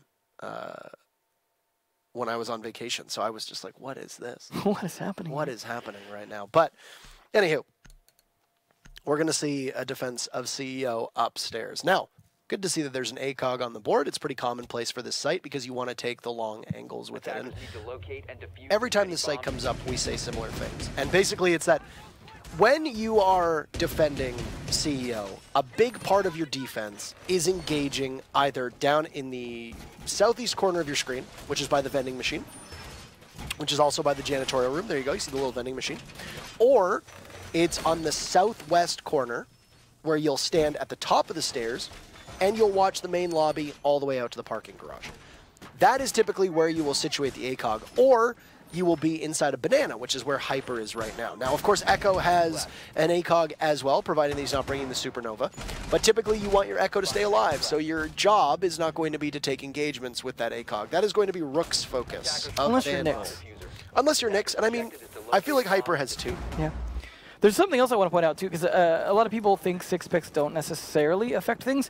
In this case, we saw Mouse teasing a clash. So guess what Vicious did? 6 picked over to the Capitao instead of having the Jackal. Now, it's possible that was something they completely intended to do, but it makes a lot of sense that that bait actually worked into getting him to switch operators via 6 pick. May or may not help or hurt either team, but it's nice to see sometimes a little bit of trickery at play working out potentially. Absolutely, and there's mind games that can get played there. You know, with teams not picking shields and then surprise picking them. You know, so you don't need to do necessarily as much drone work because you know what the operators are on either sides of things, and then the 6 pick adds that kind of mind games to it. So, for the time being, there's no real aggression here. So my speculation that Vandal would be using those long ranges with the ACOG is incorrect. It's actually going to be Hyper who's going to do it. And you've got Vandal who is ensconced, as it's called, I believe. I was saying ensconed, and somebody corrected me on Twitter. So thank you to the person on Twitter who corrected me, because it is ensconced, which means sheltered or protected, etc. We learned so much on the stream. Right now inside of sight. So there goes Pixel. Hyper is going to use that ACOG and put it to good work. It's going to silently take out the Capitao, and Oasis is going to be there. And, well, combined with Rich, they're going to double up, and Hyper is gone. Definitely a good start there. Unfortunately, losing that Capitao, that was 6 pick 2, but Nog loses one of his shields. Going to make things a little more difficult. Beastly, though, finishing off Nog means that shield doesn't matter. Went for a jump out to do so, means now he's just trying to bait at this point. Shots coming down from Oasis to try and make up for it. Beastly is trapped somewhat effectively outside, potentially. However, it doesn't look like they're able to catch him. Oh, as I say that, LoJax with the finish. Now, things starting to work out a little bit better for Vicious, but having lost Nog, definitely a big bummer, because that was a lot of the flank they had from that windowsill. They're going to get picked up on Vandal, fortunately for Vicious. The other thing to note is that both members of Vicious, outside of Oasis, were not in the building. Yeah. So they need to get back, which once again, on a map as big as Bank, that's precious time that you have now lost. You cannot get that back. At least one of them's 3-speed, thankfully. Yeah, that's true. And now you can see the 3 of them have all assembled over by front desk. Vandal's going to get 1, and now that's problematic because you've got 2 exothermic charges in LoJax's hand, but he's not going to be able to do too much. Though he does get vertical through the wall, right as I say that. England low on HP, and so is Vandal. So this is still very winnable for Vicious, who are still looking for their very first round here. Got 15 seconds to go, and a possibility for your exothermic charge to open up one of the walls. It's going to put some pressure on the defense, but the way the defenders are stacked up, that's not too much. Very little damage that ends up getting done to LoJax, and Rich takes out Vandal. There's England. He just needs to stay alive. Can Rich rotate in time? 2 seconds, and England with another clutch. The man, the myth, the legend had a slow start on Clubhouse, picked it up in the second half, and now is making Bank his own, living his best life on Mouse. So that's 3 clutches in a row for him. Yeah, to an extent. Would be. I mean, I guess one of those was really by the yokai. The yokai, yeah, for sure. So, but I mean, it was a clutch in the sense that his smokes and his play, along with the rest of his team, especially the dual UMPs of both Vertical and Beastly, kept Vicious at bay. He was an enabler that round. Yeah, he absolutely was. Either way, though, Glaz possibly being brought out this time by Oasis, or just being teased for a 6th pick to sneak in something else. Pixel actually going to start on the Capitao this time. So there's the sneak into the Monty. I honestly am not a fan at all of the Monty push if it is going to come through servers, because as someone who watches a lot of this game, I see it work very, very, very seldomly. And as much as it was fun watching Penta, now G2, pull that off originally, which kind of spawned a lot of imitators, imitation is not the same thing as success. We'll see, though. Maybe Oasis will pull it off. I'm not writing it off too early, but it is a tricky thing. They do at least have Capitao for the smoke to combine with it. That can't help. But just more often than not, we see a Monty just standing there. And yeah, while standing there is somewhat his job, that doesn't really tend to accomplish much. It reminds me of what we were talking about with Skies on Clash, on Border, just not accomplishing a whole lot. And it just really stalls things out for a team that was already having trouble with time management on this attack when they had Jackal. Yeah, and I mean, Monty is going to be interesting to watch, because the way I see Vicious playing it out is if they just go for your standard fare, attack A, blow up the wall style of deal. You're going to get Monty to walk in. You're going to use Pixel to smoke off the wall that you typically see somebody playing at with underneath the hatch. You're going to see an asphyxiating bolt go in towards the vault side of things through the wall to make it so that somebody can't see for you as readily. You're probably going to asphyxiate bolt the hallway that leads towards A, all the way towards garage. And then you're going to try to get a plant off behind the Monty. And you're going to hope to God that you don't get C4'd. Yeah. And if you do get C4'd, you're going to hope that the Montaigne absorbs most of the blast and keeps you safe. That is the way I see it. As long as you can get somebody in the hatch above, that's crucial. But here's the biggest issue for them. Because Hibana is banned and they can only run the thermite, if they get that wall, they can only get one hatch above. Now, they're probably going to get the main hatch that's inside of open area, right as you see right now in admin office. That's going to be the hatch they're going to need to get. Well, the reason why it's problematic to get the one that's, that they're looking at right now, pretty much, is when you do so, you open up the backside. See, now you open up the backside of Monty. If you can't hold upstairs there, if you get flanked, Monty's just going to get shot in the back of the head. He's now ineffective. I mean, Monty almost gets shot in the face there as well as the yokai drone comes out and hits Oasis twice. There is no yokai left unless they tag in a second one. It's just above. They're going to have to vault over the shield. And, well, very early on, there goes Rich. And, oh, Hyper is there to say goodbye to Nog. Oasis very low as well. So we're not even going to get to see the way that this strategy was going to unfold because two pretty important parts are gone. The Montaigne will work his way around the shield, and then Hyper heading for the hills as Pixel is not too far behind the escort of Monty. So you lost Hyper, but in the same time, Oasis is very low on HP. He'll need a reset. You've still got about a minute to go, but also Rich and Nog disappeared. Yeah, and it's a very easy kill for Smoke to take out Oasis if he's not reset. And at least they have a minute this time as they're getting the wall open, but just a lack of manpower to watch this flank upstairs. I mean, is Oasis just going to stand there and watch it to make sure the hatch is okay? It's just... They're resetting him. So he turned around, so they had him there to reset, and now they're going to pick him back up. They'll use their flashbangs to do that. Still, 50 HP is very difficult to play with the smoke and C4s. And especially C4s. You know, you've got two of them available. There's going to be your first Toxic Babe at 35 seconds. Not a good position to be in. Very likely that either England or Vandal end up clutching this out for them, if not kills before then. Yeah, and there's going to be your second gas going out. So you're going to see Oasis go in. He's not actually taking any damage. LoJack's getting the plant down inside the smoke, but there you go. LoJack's will get hit, and oh, a C4 connects! Beastly with 2 big kills. And Pixel tasked with holding this round together. Running out of time and running out of options. He's going to duel vertical, and even if he wins, he's going to have very minimal time left. He won't, though, and that'll be 4 in a row for Mouse. Somebody other than England will clutch the round. A huge C4 there from Beastly in order to take out the planter and the Montaigne. And Mouse just really, really good through 4 rounds on bank. I felt so bad for LoJack's planting. Gets hit with the smoke, gets hit with the yokai, and then a C4 to just mercilessly end it for the torture session going on there. Yeah, that was not a great position to be in. And it was just, I liked the idea that they tried to smoke and plant in the middle of the room, but it was totally read into by the defenders. And at that point, they just didn't have time to make any kind of adjustments. I'm just, the way that they're attacking, honestly, at this point, I would say just vault drop. Because that is a better hope for you than what you've been doing time management-wise for trying to push down there against what you've been facing from Mouse. It's just not effective. You just, I mean, you can feign that you're going to push for the other side, then vault drop it, and maybe that would work out for you. It's a long shot, but at this point, when you're down 4-0, if you had to fight that again, luckily for them, they don't have to play lockers again, so maybe there's a chance they pull this off, but they didn't win Tellers last time either.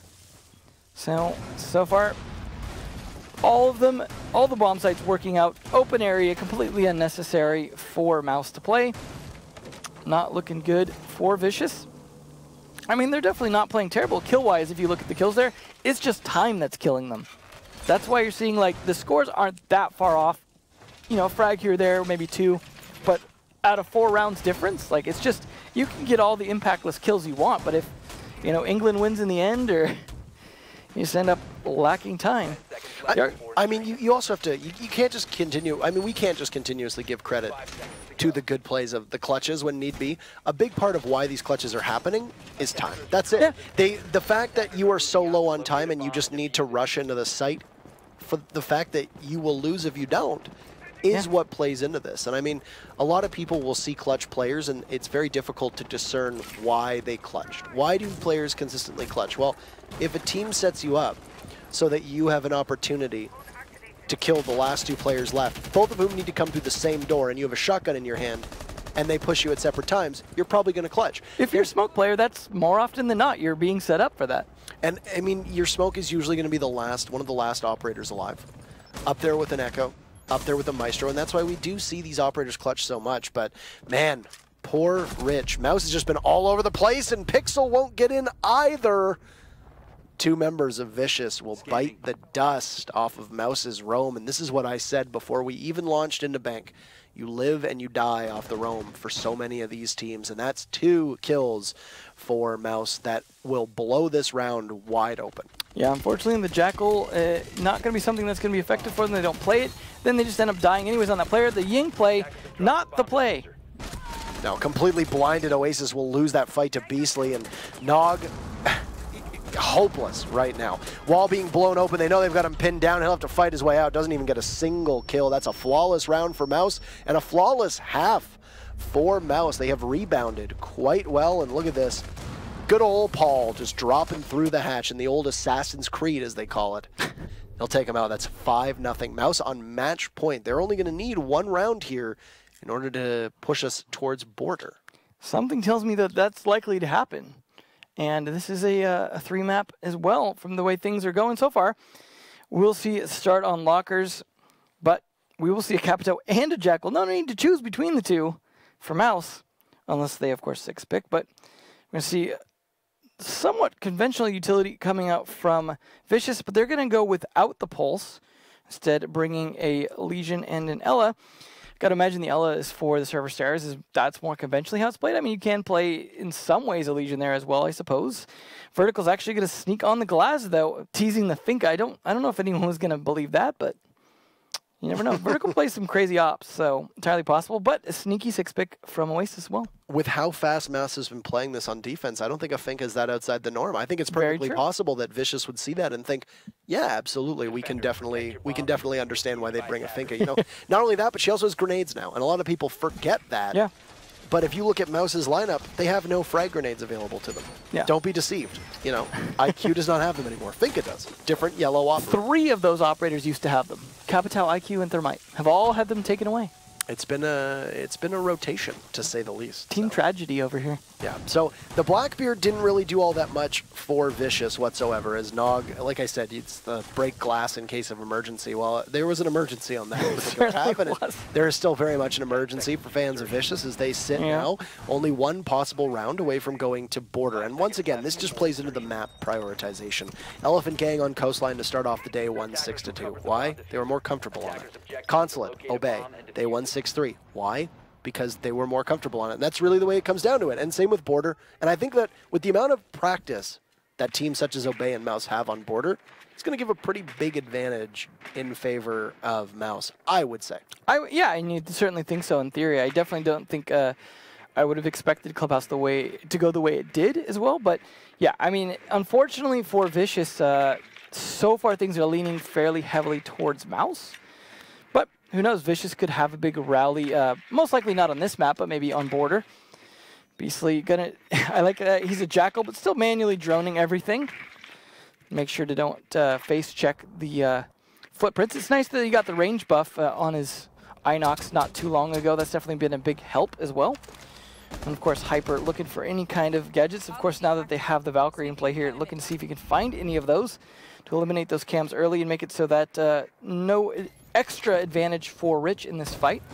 It was a Ella mine, there you go, the Gishmat mine that he was looking for, and obviously working as an early detector onto a possible push down into server stairs, but as it's taken care of, and now the hatch will go as well in Skylight Stairwell, as you'd been somewhat critical of the last time around, but mainly because the Montaigne was there. That will allow a rotate for both the attackers and the defenders, and don't write that off. Good defenses have abused the fact that that has been opened up by the attackers for an excellent retake strategy. Absolutely. If you don't have the manpower left after spending a lot of people trying to make your push happen, that late flanker could just come right around and get a lot of freebies. Rich, though, not going to be burned out. We're seeing a lot of this play where they're just kind of playing it back and trying to bait things out. The Glaz, unfortunately, just doesn't land enough shots, but he's still got a lot of pressure on this here and loses his fight. Unsurprising that Ella would be able to walk away from that. Great speed, a pretty good gun, especially in low range. Hyper's going to take out 2, though, as Nog ends up being collateral damage. And anticipating somebody else possibly pushing him from inside of sight, there will be Hyper to try and take them down. But there will be nobody there. And, well, Hyper's just going to keep on moving. So here he goes. He gets up and manages to take out the barbed wire. He's pulling his gadget out. This is something that we haven't seen a lot of IQs do, which is use their gadget in the latter half of a round. But now we see exactly what the Capitao is going to be able to do here. And there you go, an asphyxiating bolt as the plant looks to be going down, possibly from England, but no, he's not able to get it in time. Yeah, they're starting to struggle on time management now, but at least they're checking for yokai drones or anything like that first. No echo being played here, though, so that's not going to be a problem, whether they knew that or not. But angle for Beastly not working out. 14 seconds to make this push happen.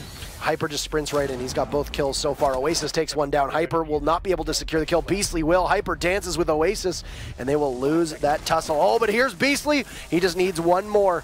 LoJack's hiding. He can't pop out in time. Oh, he'll take Beastly down. Plant is successful, but Vandal will lock the round out, and Mouse, a shutout. Get out your brooms. That's a sweep in this match. 6-0 on Bank. Vicious, very little to show for most of those rounds. Slightly different than what we saw in Clubhouse, I would say. Just a little bit. Just a little bit. I mean, there was still a 6 involved. Just not quite the 4. Either way, though, the Glaz didn't really get a lot of play from that this time, but either way, still did his job in terms of pressuring first. Excellent play by Mouse. That was definitely more of the Mouse we were expecting to see on Clubhouse. We'll see which Mouse we see on Border. But either way, it has been a good matchup so far. And I'm glad to see that even if it was going to be Mouse going ahead on this, that Vicious took a map of their own and made a really good fight. And I'm certainly not writing them off yet, but I'm very pleased with the match so far. I just wish we could have seen a few more rounds go Vicious's favor on Bank. Yeah, Border is going to be an exciting contest, but what happened on Bank there? We only got to see one round of Mouse actually attack and execute. It was on the CCTV site downstairs, CCTV lockers. Yeah, that's going to be the main site that we expect most teams to be going to first and foremost. But the defense of Mouse, it reminded me a lot of what we see from Ninjas in Pajamas, the Latin America team, who usually can just send a couple people out to roam. They don't ever get caught. They don't ever get pinned down. They can just kill the moment you break in. And I mean, Vicious, their droning was so inadequate in those 5 rounds. Whether you're bringing a Jackal or not, it doesn't really matter if the Jackal can't actually get in the building, which is what we saw time and time again. Yeah. Same with the Pixel, whichever operator he might be running. Whether we saw him running a Jackal, whether we saw him running a Zofia, whether we saw him on the Capitao, we never really got to see half of the plans that Vicious had lined up, because it would usually hit a roadblock in the first 45 seconds, that roadblock being Hyper, that roadblock being Vertical or Vandal, whoever they had dispatched to play off-site. And the rest of the anchor play, England in particular, coming in huge with 3 clutches to start off that round, or rather rounds 2 and 3 in particular, when the roamers did kind of fall apart. All of the play was there for Mouse. Yeah, I mean, overall, just it was dominance from Mouse. They seemed very comfortable on a lot of it. It wasn't a situation where they looked like they were in panic situations, except for a few of those kind of scrambles towards the end. Other than that, they just looked very comfortable on their pushes. It was seeming like go ahead and come into the bank. Just entering the bank seemed like a trap, I would say, for Vicious overall. And I mean, obviously, we only saw 1 round after the switch, so we didn't get to really see a lot of the way the other side it could have gone. But either way, I feel a little bit bad for Vicious. They worked very hard to come out of Clubhouse, and then to just get, as you said, swept away on Bank. Hopefully, though, they get a good reset here on Border. Feel good about that. But like you said, a lot of experience here for Mouse is going to pay off potentially on this, and this is a case where Vicious maybe bring something new, maybe play differently than Mouse are expecting, because teams that have a long history, especially playing a lot of other pro teams, end up in a certain mindset on it that sometimes can be thwarted by very different styles of play. I mean, we saw Mouse play this map 2 weeks ago in Pro League against Rogue, and it came pretty close, but at the end of the day, there were 2 catastrophically bad rounds to end it for Mouse, where they threw them both, I would say, when they really should have walked away with victory. So if they can make those mistakes and still come out as close to Rogue as they did against a team like Vicious, it should be a pretty, I think it should be a pretty definitive match overall. But that's tough to say. You know, part of the big reason why Vicious does so well on attack literally centers around one man and the way that they set him up, Nog, and that is a name that in USN has come to haunt his opponents over the last 2 weeks. And Blackbeard works quite well here, so I wouldn't be too surprised. mousesports bans first. They could ban a Blackbeard out here, but that would free Vicious up to then possibly have to ban the Lion or not. So Mouse likely banning Lion first, and there you go. He's gone. Yeah, we saw what it was like last matchup when Lion was left playable on border. It was not so great for Armory Locker's defenses, that's for sure. It's not great for any defenses, ever. Well, either way, though, that will be him off the board. Who will go second is the big question here. Because there are a good variety of choices for this particular map. We could see go. Yeah, I mean, Glaz is also somebody who's not good for defenses ever. Both of those two operators are just, they give such a huge advantage to attackers, especially certain compositions that you can bring with it. Vicious is going to take Ying out. Now, Ying was an operator that we saw Vicious run, but we didn't really see that much out of Mouse. But the start of the season this year in both USN as well as other leagues, Mouse used to run Ying a lot, an awful lot, and it would really frustrate their opponents. So Ying is not just a smart ban, but also a bit of a counter ban. Say so long to both Mira as well as Maestro. Pretty standard there for your defense. You could possibly see an Echo go as well, but no, it's going to be Maestro and Mira instead. Well, that does mean Echo and Glaz are both available, so depending on which team wants to run those or has strats to run those, we will potentially see those come out. So it's nice to see that sometimes when the bans affect things differently, that when the switch happens, teams play very differently than the other in terms of what they pick. And what we saw that, for example, with Glaz coming out from Elephant Gang versus Obey. Obey just didn't play it, whereas Elephant Gang definitely would. In this case, Pixel going to be the one playing it if he doesn't switch off. No, Nog, the one to switch off. Is he going to pick Blackbeard? Nope. He's going to go with IQ. And the Sneaky Pulse coming out from Vertical. Now, last time we saw Border, Pulse was banned, so we didn't get a chance to see that played. We'll get to see probably some action from that here, though, as Vertical is going to be on that. He's most likely going to be someone that is going to thwart a little bit of the taking care of batteries for that Armory Locker's wall, making Thermite's job a little bit harder. And Oasis is actually going to be the one to play the Captau on here. So there should be some interesting shakeups. LoJack's playing Thermite's probably one of the more standard things being played by them right now. Outside of that, we'll see how Mouse set this up. They're going for typical reinforcements and such so far. Nothing too out of the ordinary in the way they set up. It'll be a question of, do they reinforce, for example, all of the offices wall? No, it looks like they're going to go for instead more reinforced fountains and the archives wall, which means if there was a buck, for example, on Vicious, they'd be able to get into offices a little bit easier, but since they don't, most likely not going to be part of the plan. 5 seconds remaining. All right. Prep phase in the books, and we will start with live action here on Mouse. I don't know. I'd be pretty happy to be starting on defense. Yeah. Overall, I might be okay with that. So, I mean, you also get control of the very first ban. And Lion means you don't have to really deal with any particularly annoying early push strats, but you're going to put Pixel on the Glaz. One of Pixel's biggest issues overall, a commendable, I guess, addition to most teams when he stays alive, but he dies very early. And I think that's a big knock. And it's whether he's not being droned in correctly, whether he's simply just rushing in before somebody can drone, but there have just been too many times that he has lost his life early. There's been nobody there to trade him off, and there's been no info outside of the fact that Pixel is dead again. Yeah, and that's the case even when he's not playing on entry frag roles, which is the worrying part, right? Entry fraggers dying, you know, an Ash running in and dying, no big deal, that's typical. But, you know, a Jackal walking in and dying, you know, that's not something you should be seeing. Same with Capitao dying early, or in this case, potentially a Glaz dying early. They do at least have the office control quickly. I was talking about whether or not they could bucket, but they didn't need to. They also had Zofia as well to open up that hole. So they did take control of that offices because it was left soft. But they have batteries now to thwart the attempted pressure onto the archives wall, assuming those batteries don't get taken out. But Vertical playing exactly what we said we'd be doing, which is down in vents. And that's why you usually ban him, so you don't have to deal with the guy hanging out down here. Because if you try and plant, whether it be in either bomb site, he has an easy potential C4 on you. Yeah, and I mean, Vertical played down here last time. He wasn't able to get his C4 off in that rogue match that we mentioned before, which was one of the huge mistakes, and it ultimately ended up costing them. But yeah, I mean, these ADSs will not catch your asphyxiating bolts, and one will get used to try and take out Vandal, who's almost a freebie. But how does Rich not land the shots? Vandal will manage to emerge successful, and a C4 gets tossed over, but will find nothing. Oasis is there to shut Vandal down, so the Bandit will not die in vain. He was able to get the kill, and LoJack's very low on HP. Might have actually been tagged up by that C4, but they have essentially at this point, Mouse conceded B site. They have lost control completely. You've got the Glaz there also, that threat in smoke, who's just going to continuously watch. Hyper and Vertical, Oasis goes flying! He got a C4 this time. And LoJack's very low on HP. Oh, the C4 will miss for Hyper, but he's still going to have his gun available. And that's going to prompt Pixel to need to get in a little bit closer. And LoJack's a great shot onto beastly long range. Will be beheaded. So the gap closes, though LoJack's is so low that any bullet that grazes near him will likely kill him, and very susceptible to getting down from the Toxic Babe. And there you go, finished off by LoJack's.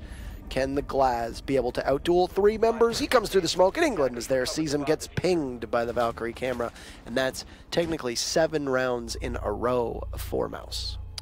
Well, looking good for a start for them. I feel like that was a decent start from Vicious. They got map control fairly quickly of at least the offices area. They started to try and turn that into something, got the walls open.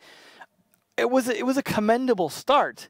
But once the bullets started flying, they just weren't winning enough of those gunfights. C4 kills as well were doing a great job. Smoke's even following it up. It was just, utility was not working out, unfortunately, for the attackers. And while they made a few trades, I feel like they got caught off guard a lot when they weren't really set up yet in positions, despite the fact that they had some of that map control. Mouse control. We'll see how they do events, though. It looks like Vicious at least teasing, if not bringing, the Maverick. Could be interesting. Beastly going to tease that Pulse again, but this time, well, not again, I suppose it was Vertical last time. Although Beastly used to play a lot of Pulse, which maybe I'm not surprised to see him on that again, but he teases the Alibi, which, again, looks like it would have been Vertical doing that since he plays both, but Oasis actually going to, unfortunately, switch off the Maverick to a Dokkaebi, which I suppose is sometimes I like to think of as the budget lion. I called her the poor man's lion at one point. I think that's acceptable in that particular instance. I think budget sounds less insulting, but yeah. I mean, budget, poor man's. You know, it's a turn of phrase, man. Yeah. But well, we'll see how it works out for him, though. I mean, they are bringing the Glaz again. This time they have the Buck. They still have the Zofia. So a lot of tools at their disposal for this push, assuming they can make it work. Now, when we saw before, it was interesting to see a lot of people playing downstairs on the Vents defense instead of playing a lot up. Yep. I got to imagine Mouse are probably going to play a more typical split defense, though. Probably not just going to play it with the sort of semi-retake kind of idea, in terms of retaking top floor rather than retaking bomb site. We'll see. As they still are setting up at this point, a little bit of late reinforcements, but no one's going to be there to catch them off guard. I can't imagine Vicious is going to throw their faces right into the map that fast, but Oasis actually going to potentially, okay, good droning, that he was going to start to open up CCTV and try and crack in first, as the rest of his team goes in for the typical offices push. No surprise there, but I like that he opened it up first, and then he's going to put additional pressure by opening the window, just to make sure they can't get too much positioning to try and counter it. I'm very interested to see the way they use the Glaz on this site in particular. There's still some late setup going on. I think he just saw the castle there, being able to get his castle barricades down a little bit later than I think people were, most people tried to do. But anywho, it looks like they're going to possibly lose it, or just go around the side of it as it gets opened up by the skeleton key and gets blown. Finally, the castle barricade gets blown open by Rich. So it lasted a whole 20 seconds. Very impressive timing there for them. Phone calls going out here as the Dokkaebi goes off to try and silence the defenders, and they will actually silence their phones, rather. There hasn't been much of a push from Vicious Gaming. So they've got 2 drones trying to figure out where Vertical and Hyper are, but that's really all they've been able to accomplish. And you're going to see a rotate here from Hyper as long as he doesn't get caught out. But Vertical takes out Nog, and the Buck will go down. Now Vertical trying to see if he can get the Sophia as well, but he drops. I don't know if he was intending to do that or not, but he'll get back to safety. Either way, though, he gets away with it without any damage and still made Rich take a few seconds extra to clear that. I wouldn't say that was a terrible thing, whether intentional or not. Definitely seemed to work okay. Beastly's going to be the one to identify the potential movement, though, of the attackers. This is important. Great flank by him, but losing the fight? Unlucky. That's the just fire rate of the C75 versus the UMP. So unfortunate that this happens. But the Dokkaebi losing a lot of HP, still has smokes in hand, same with Pixel. So there's 4 smokes on the board with the Glass able to look through it. Hyper tracks the window. Expecting possibly Pixel to be there, but now Pixel will finally get his own smoke in. It'll be answered by a gas canister, so can't really do too much with it. He can still look through it, but that will be about it. It looks like a second one will now go off, and a bit early, as that sounds like it might be the third, unless that's Oasis tossing his down. So you've essentially burned your smoke canisters, and England must know this, so Mouse needs to make a course correction, because you've now lost probably your best plant denial. As you can see, there's no C4s on the board for mousesports either. 20 seconds now, and Mouse will hold on, looking for their 8th round in a row. There's actually a flank coming in from vertical, and this could be huge. Rich takes out England, and plant going down. Rich will take out Hyper, and then there's Vandal. Can he get the diffuser down as well? Oh, Vandal with the 2! He'll get shut down as Oasis takes out vertical. It's Vandal now in a 1v2. He'll hear the drop, but he won't see Rich, and finally, Vicious will stop the bleeding. It took 8 rounds, but they finally managed to put 1 on the board, and they're all tied up on Porter. Well, of course, let's put that in context. It's only a 1 win on this map, but yeah, 8 in a row doesn't feel good. Definitely a momentum shifter potentially for them in terms of getting the win there, and that was not like a 1v1 at the end when they got the plant down and had man advantage still, so that was a good attack overall from them against Vents. And interestingly enough, of course, they have to play something besides lockers again, so back to Vents we go for a second attempt at it. Hopefully maybe a little bit more effective from Mouse this time. I do got to say that the plays on the smoke definitely did not help the cause. It was unnecessary to pop 3 of them when you weren't necessarily countering much after the first smoke, especially when they have 4 smokes. Yes. Because the Glass and the Dokkaebi, they kind of win in that game of smoking things off. So it was a good setup for the attackers. And I mean, of course, it helps that the Dokkaebi won that fight against the Pulse, which Beastly, I feel like, probably should have won, but it was just, like you said, the fire rate is a big deal in this game. The CZ is a little bit of a struggle sometimes just because of the way the recoil kind of kicks in your face without any kind of sights for that gun. Yeah. But if you learn to control it and you're good at it, take advantage of that fire rate. I thought that was for sure an easy kill, and he could have possibly pre-fired, but just didn't. And he went, I think, for the waiting to see where the Dokkaebi would go around the corner, and that was it. Just the Dokkaebi, I think, got there a little bit faster than he had expected. So a misplay overall, but there were a lot of mistakes, I think, overall that were made from Mouse's side of things on that. You know, it was a great flank by the castle, but it was a bit too late. Ended up getting shut down by the Dokkaebi of Oasis, so you didn't see much out of that. Vandal almost saves the round for the team. As you noted, the smoke's going out a little bit too early, if we're being honest, way too early. So those were all things that really didn't go in Mouse's favor, and Vicious, being given those opportunities, took them, and they took them in good stride. I'm interested to see how the castle works out for Nog versus Buck, because Nog's been struggling a bit. Obviously, Bank was definitely not his map in terms of that. But there goes the castle doing, the sledge is doing something, but that something unfortunately dying to the castle. Oh, vertical! Nog and Rich! Not at my house. The fire rate of the UMP will not be thwarted here. Here's us say something badly about it, and well, would you look at that? Yeah. He's like, to you too, mister. Well, either way, that's 2 down, so the sledge not working out any better than the Buck, unfortunately, for Nog. Rich down as well is not a good start. They do have utility left, of course, that they have the hard breacher. They have both sets of smokes and the Galaz left, as well as phone calls. So some good stuff to work with in 2 minutes as well, but definitely far, far from a good start here. And no soft breachers on the board means they struggle with these castle barricades potentially, and that's going to burn a lot of time. Yeah, and you've got the Glass now as downstairs, as I think we're going to see most of Vicious just head straight straight downstairs at this point, right? So Ventilation's Workshop will probably be seen for the last time this round, and then we go back to Armory in the 4th round. So you've got to make do with this site, at least for the time being, and then you head back and give an advantage in favor of, I would say, the defenders who happen to be Mouse. So A standoff as Oasis watches the castle barricade. Vertical trying to see any feet amidst that razor wire that's unfurled in front of him. And the Glaz still downstairs will now be joined by LoJack. So here you go. Vicious is now starting to go for the rotate towards the site with a minute to go, and it looks like the Dokkaebi will join them as well. Well, at least Pixel manages to get one off the board. That's, again, the Pulse, unfortunately, losing his battle early. A minute left on the board, not too bad, as the man count is still fairly close, and a phone call coming out. Gonna keep England busy. Now would be the time to throw out some smokes, of course, while he's answering his phone. But either way, they're making a push start to happen here.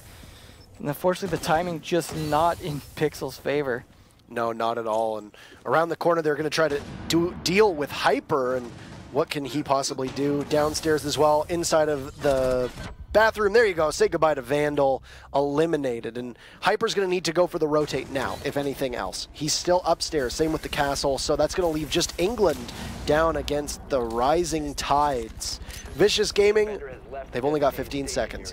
Castle goes for the rotate. Vertical's position might be given away, and England has expired all of his gas grenades. There you go. Vertical picks up his third kill. He's got every single one for his team. He's going to look for another, but he looks away at the last second. Plant going down. He sees one. Vertical with 4, trying to put the final kill on the board.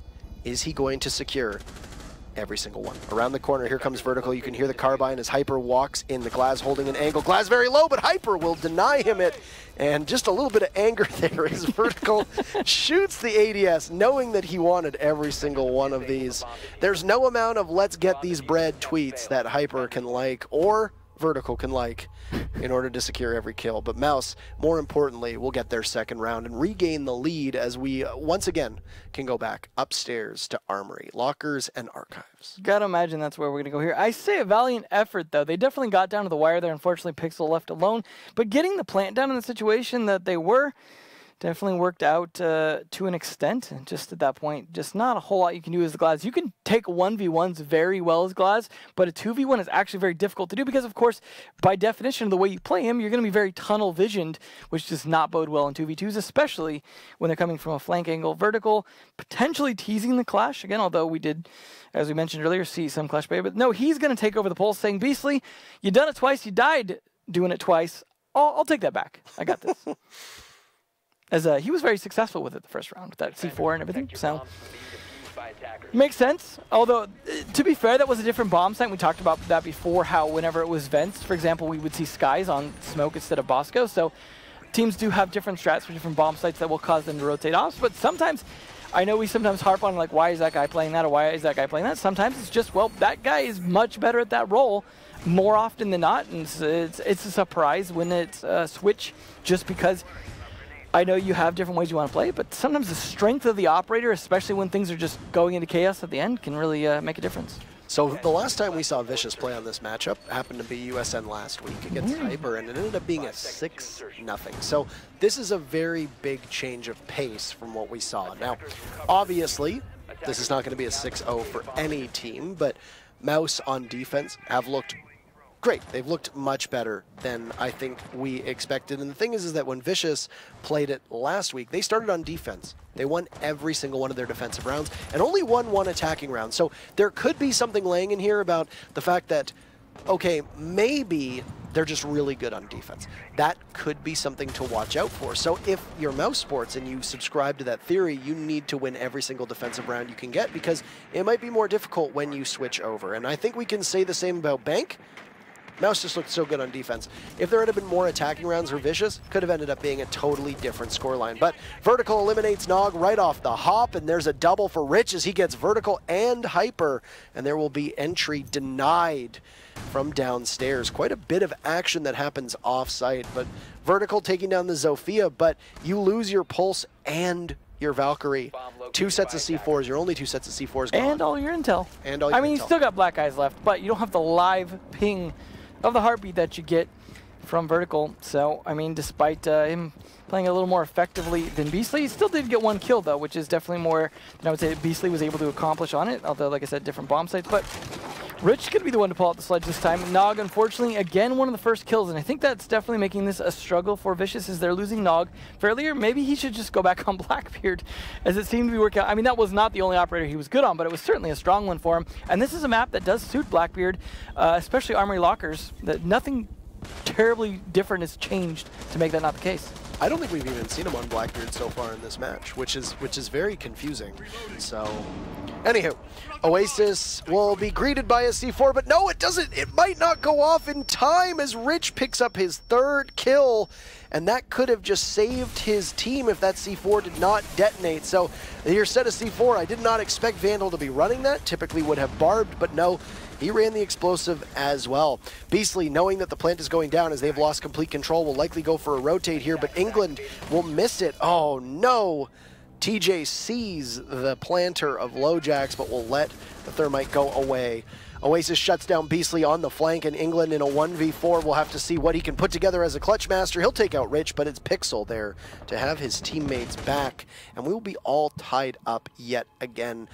Excellent from Vicious to be able to open that main door, get 2 very important picks early, and then blow the rest of the round open.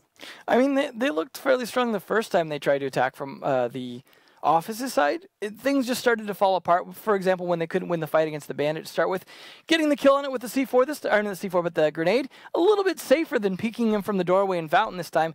Things tended to work out a little bit better with that other kill, but to be fair, they did lose 2 people early on as well, so it was surprising that they were able to do a little bit better on the attack that time, but that seems to be their strength.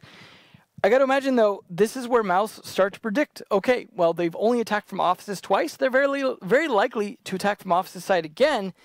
They might be a little more prepared for that this time, and that might be a bit more of a struggle for them to pull off, or they could just trick them and switch over to the Locker side, but you never know. We'll see what they decide to do. Nothing too different from Mouse or Vicious in this case, although going to bring that Capitao from Oasis this time. I think they realized that once they took out the Valkyrie and the Pulse, the only thing stopping them from taking control of B was the Bandit who was Bandit tricking. That was it. At that point, once you get those 2 kills, whether the intention behind Vicious's attack was on B or A, it doesn't really matter. At that point, you can correct yourself because you know that you've got the ability to attack B. You don't really need to worry about much. So you can just use the advantage you have. You know that you don't have any C4s from below to worry about. You know that there's probably going to be only 1 person playing in there, and if they haven't done site destruction on those 2 walls, then you're going to keep them pushed back into the armory side of things, in which case you got ACOGs versus holographics. Yeah. It's, you know, holographics, reflexes, etc. It's not as simple as these are better, but in that context, holding angles, knowing that they need to go for a retake after you get diffuser down, yeah, it ends up oftentimes being quite that simple as long as nobody blinks, and nobody blinked from Vicious's side of things. I mean, you really, to counter that, a lot of times you just need a lot of C4 and this thing's opened up to an extent, like the wall coming from the Locker site over into Archives, for example, to be able to chuck those C4s right. But it's just, yeah, it's a tough retake to take. And like you said, a lot of that is down to like ACOG. So something like Echo, for example, helps with that. But, you know, Echo's still available, so we're just not seeing it run too much. A bomb has been located. We'll see how the attack, though it does look like it's an Armory Lockers attack this time, so that is something that I was saying they could potentially switch to, which seems like the smart call if they have as good an execute for that as they do for Office. I mean, they don't have any real ability to be underneath, as you've got Nog right now just watching in towards the armory side of things. They have gotten that wall open quite fast. Mm-hmm. But good. You'd usually put a buck underneath. They've got a Sledge, and of course Sledge can't throw his hammer at the ceiling, so... He's got to work on that. Not yet, he can't. Developers, if you're listening. Yeah, we've only suggested that if you...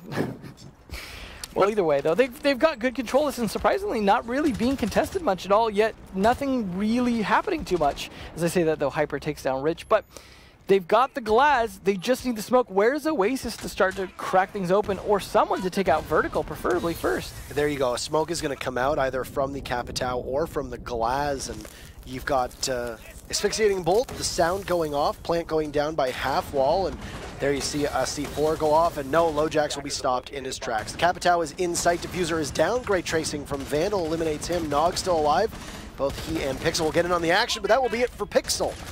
The Glaz will be shut down as Beastly holding metal detectors, routinely eliminating Nog, and Vicious tries to recover by running into the site as quickly as they can, and they are promptly dealt with. We'll change sides. Vicious will go to defense, and Mouse will be only 3 rounds away from seeing them in Vegas.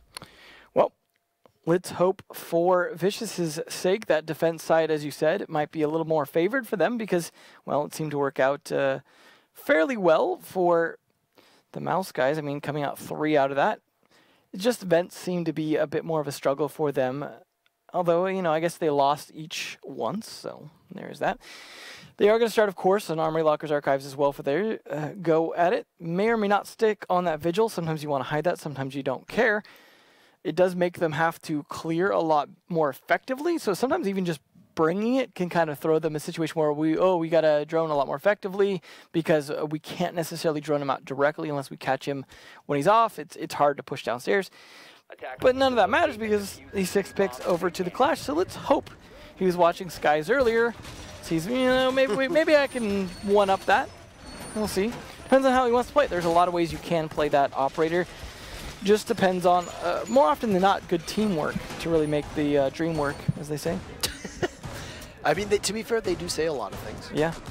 That's why we have lots of words and. But no, I absolutely agree with you. This is going to be interesting to see the way that Vicious responds here. Now, a lot of it was Hyper just getting very aggressive and getting shut down by Vicious in last week's matchup. I suspect that there will probably be more conservative gameplay from Vicious because they're not going to want to take chances against the Gunners on mousesports. I mean, that's a pretty smart idea. I got to imagine, even if this doesn't work out for Vicious this time, I think very likely we see them again next week.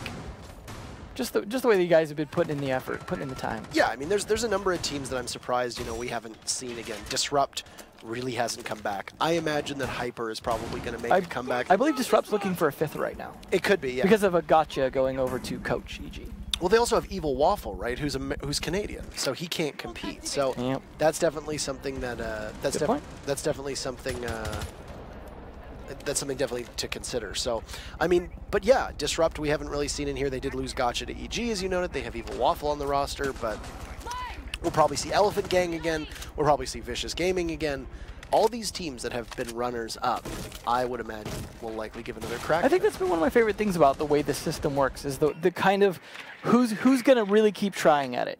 Yeah, and I mean, for teams that don't always compete at the top level, it's great. It's not necessarily great practice, because I don't want to say it's practice, but it's great experience. Absolutely. You know, you get an opportunity to play real live competitive matches against great teams time and time again, and I think that system is really beneficial for the cultivation of talent that we wouldn't necessarily have without. Especially when it's open every week.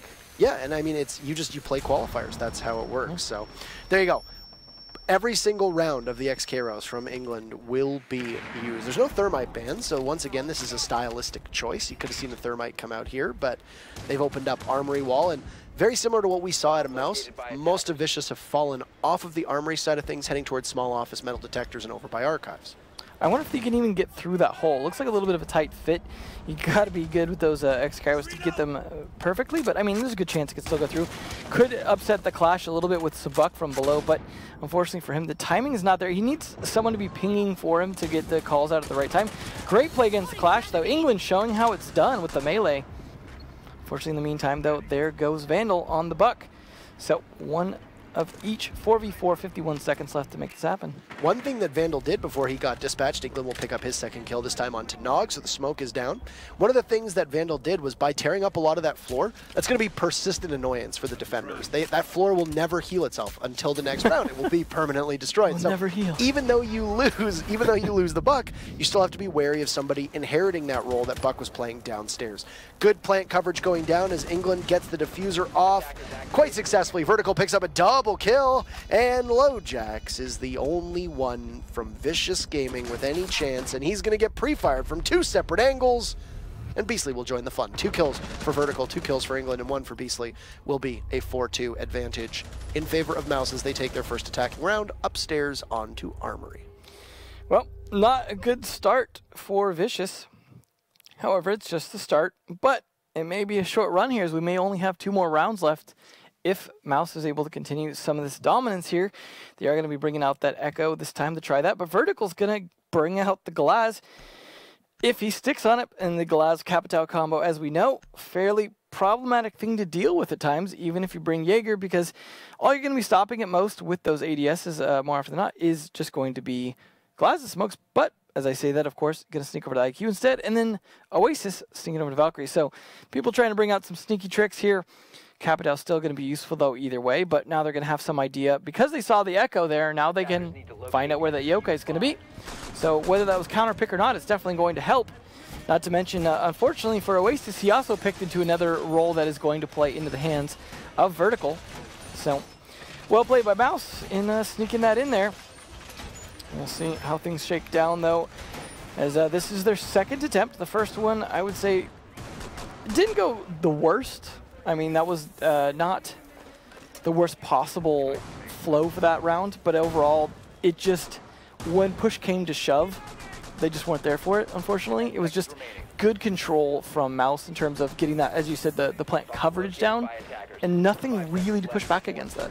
I don't know how much foresight was applied to England getting the wall open in the small office, but being able to do so and then meleeing the shield. That was fun. And just pulling the Type 89 out and ADSing and getting the shots into the arm of the Clash. I don't think Rich anticipated that. And Oasis takes so much damage as he tries to go for a spawn peek, as he'll get the hatch and take even more damage, but it's Vandal who will need to be reset. And, well, you got lots of time. He's going to go head over to the wall and probably jump off. Don't try this at home, kids. Trust us, it's a simulation. You don't want to repeat it. Yeah, no easy pickup from that. So there we go. Speaking with LoJax going down next, so he's not going to be the one to try and clutch out this round. And it's funny because England tweeted ages ago about how people hold that skylight and was unhappy about it. But yeah, hey, he did not like that. It works, and LoJax just not expecting somebody to be seated up there, and well, Beastly was, and he gets a very easy kill. Also, Vandal gets reset, so there you go. Back at it for mousesports. All things good for Mouse, not so great for Vicious. Either way, though, they still need to make up for some of the time that it took to reset Vandal, because that is going to cost them a little bit. It's still 1:48 left, though, and they have a lot working for them here on this attack. They have a lot of intel in terms of droning and still making sure that the at least the lower floor below the bomb site is secure before they go for this push. They just need to start the actual push part. Now, they don't have anything specific for the push, I suppose, outside of Capitao's smoke for that. But either way, they've got enough gunpowder. And England nearly dies in the process. England can go for a reset here, too. You got 1:20. The biggest problem for England is that there's a smoke on the board, and he's so low on HP that he's going to need a reset. There's no way around it. He will die if he does not. And there you go. He'll be joined by Vertical, who will jump off, and England will break his ankles and once again be magically rubbed back up. How many resets can we get in one round? I mean, we've got 2 so far. Nog could also get reset there. I'm surprised they haven't taken the opportunity to do that, given that they have a minute left. That's ample time for Smoke to get picked back up. Just shoot him through a wall. For those that aren't aware, whether you're wearing Rook armor or not, if your teammate shoots you through a wall, as long as it's not a headshot, you'll get down. And you can get to be clear, with a pistol. Well, I mean, technically, a lot of pistols actually do more damage per shot than a lot of assault rifles. So, I mean, that's something to keep in mind as well. So much to keep in mind in this game. Anywho, Armory Wall gets opened up, and last round of the XK Roast from England will go towards opening up a bigger hole. And I think they realize that with the bandit charges on the other side of the wall, it'd be very difficult and almost they know that it's going to be played by a smoke, and they'll burn the ADS. And there you go. Another smoke will go in. They'll have to go for a plant. England holding that diffuser. It's going to be very difficult. Oh, Vertical guns 2 down as Oasis heads for the hills. A triple kill from Vertical. Oh, my goodness. What can Pixel accomplish? Vertical trying to go for 1, and he'll get it. If it wasn't for the fact that we saw the Capitao Beastly get that opening kill onto LoJax, Vertical would have every single one, and that will be match point for Mouse. They are making this one look easy. Well, I mean, it's not quite the 6-0 that we saw on Bank, but it's certainly getting close to that 6-2 here if they can take this one more round, and Mouse definitely looks confident to do it, but hopefully, as you said, Vicious are good on defense, but so far we're not seeing a ton of it yet, as Mouse seems to be fairly comfortable in these attacks, and that's something you mentioned earlier, is just the amount that they've played this map, the amount that they know this map. It's just going to really play into these attacks, because when you don't know a map as well, when you're not as comfortable, when you're not as synergistic on a team, defense is a little bit favored because you can sit and wait and react a little bit better with a little bit more anticipation and time and cameras potentially and things like that. Whereas the attackers kind of have to figure out what you're doing and try and catch you off guard and things like that. In this case, though, if you're much more comfortable of a team, your attacks tend to get a little bit better because you're so much more comfortable with your takes and your teamwork on those that it's not as having to be reactive in some ways as defense. I mean, you're still reacting a lot to what the defensive setup is, but at the same time, you have a few takes, and you can mostly execute on those, and then take advantage of any opportunities you see. Rich is going to try this clash again. Maybe have a little bit more success if he doesn't get meleeed, as this is a different bomb site. He's going to be downstairs here. He could try to just hold the upstairs a little bit longer because the upstairs is very likely to get taken at some point, and nothing more annoying than just someone staying in one spot with a shield, just trying to stop you from hanging out in that room and having a good time. So we'll see, though. He's going to be in Fountain for the moment. I got to imagine the take most likely to come from the opposite side. As usual, you see England's drone right there as well as Hyper. So yeah, it looks like they're probably going to go for the opposite side. You see all the spawn now. So it's going to be on these 3 upstairs to try and slow them down as long as possible. Rich can stand in the doorway of Fountain to try and at least be able to make sure that their approach is anticipating that push, watching them come in, call out for the rotates, also call out for maybe even C4 throws over top of the wall to be able to get that. And I think, in theory, this is not a terrible setup for Vicious, but Mouse have a Capitao as well as Zofia to make this a lot harder for Rich to stay in there. The big thing is that they need to attack it essentially the same way as they have been attacking Armory lockers, but they've been kind of slower than I think that, that I think Mouse has been, it's a little slower than Mouse has been wanting. And because of this, when you look at it, they need to be brisk, because not only do you need to take control above, but then you got to transition that towards the main floor. And I haven't really seen much from Mouse towards that main floor for the time being. Yeah, it's definitely. I mean, they got to pick up the pace in terms of making sure they're in the right place at the right time for the execute. I feel like a lot of their executes are maybe a little slow, just in general, but they're doing a good job getting map control. However, Pixel taking down Vertical and, well, a good trade back on each other will make things interesting. However, the IQ is now down, and the Clash still sitting here doing exactly what we thought, just hanging out in the fountains here. This is where they need to work together to take them out. And there you go. England once again trying to go in, but there will be a flash, and oh no, Nog is there to greet England as they had to look away at the last second. That missed time by the flash cannot be overstated. Clash putting the shield on her back for just a second, trying to get a fight going, but we'll think better of it and put the shield back on, and we'll just, this is how you need to use the Clash. You need to use her as an annoyance, but wow. Oh, Hyper, great shot from above. He'll knock it away, but he cannot secure the kill. Anticipating a pullout of the secondary, Hyper will do it himself and manage to outduel Rich, and that's 2 very fast kills for Mouse to be able to once again take a numbers advantage, a 3v2. LoJack's very hurt. Oasis with the UMP, not exactly the gun that you want to be in the hands of anybody in a clutch scenario. Doesn't matter how good of a shot you are. Well, it's still possible, though. A 3v2 is not the worst situation to be in, but a lot of health from Mouse here means a big advantage, not to mention some utility. You've still got all of the crossbow bolts left on Beastly. He didn't even waste any of them on the Clash because, of course, he wasn't there. And then you mentioned that not going to do a great job here. And as I say that, though, never mind. Oasis is going to get the kill. On to Beastly, the Capitao is gone, so the smokes as well as asphyxiating bolts will be left out of the execute. Head glitching is Oasis. He'll get taken down by Vandal. It's going to be a 1v1 shootout. Vandal low HP. Same with LoJack's. LoJack's has the angle, and Vandal will need to rotate, but he's running out of time. He's going to get picked up on the default cam, and will have to simply fight for it, but LoJack's on his back will keep his team in it. Still match point in favor of Mouse, but Vicious take a much-needed round. Well, good on Vicious, making sure that it is not over just yet, but it is still hanging on that match point. And as you mentioned earlier, the Vegas point. So a lot of work ahead to try and even get it to overtime here. Is, of course, we have yet to see in overtime. It seems like every team just can't seem to bring it back when they need to most, even when it's close. Either way, though, Lockers attempt again. We'll see if they can pull it off this time. That was definitely a bit of a struggle downstairs, and I feel like the barbed wire is part of what won that there, because, of course, him trying to sneak in, having to walk through that barbed wire just because of lack of time, gave LoJack the advantage. The default cam was still up above him as well. That certainly doesn't help.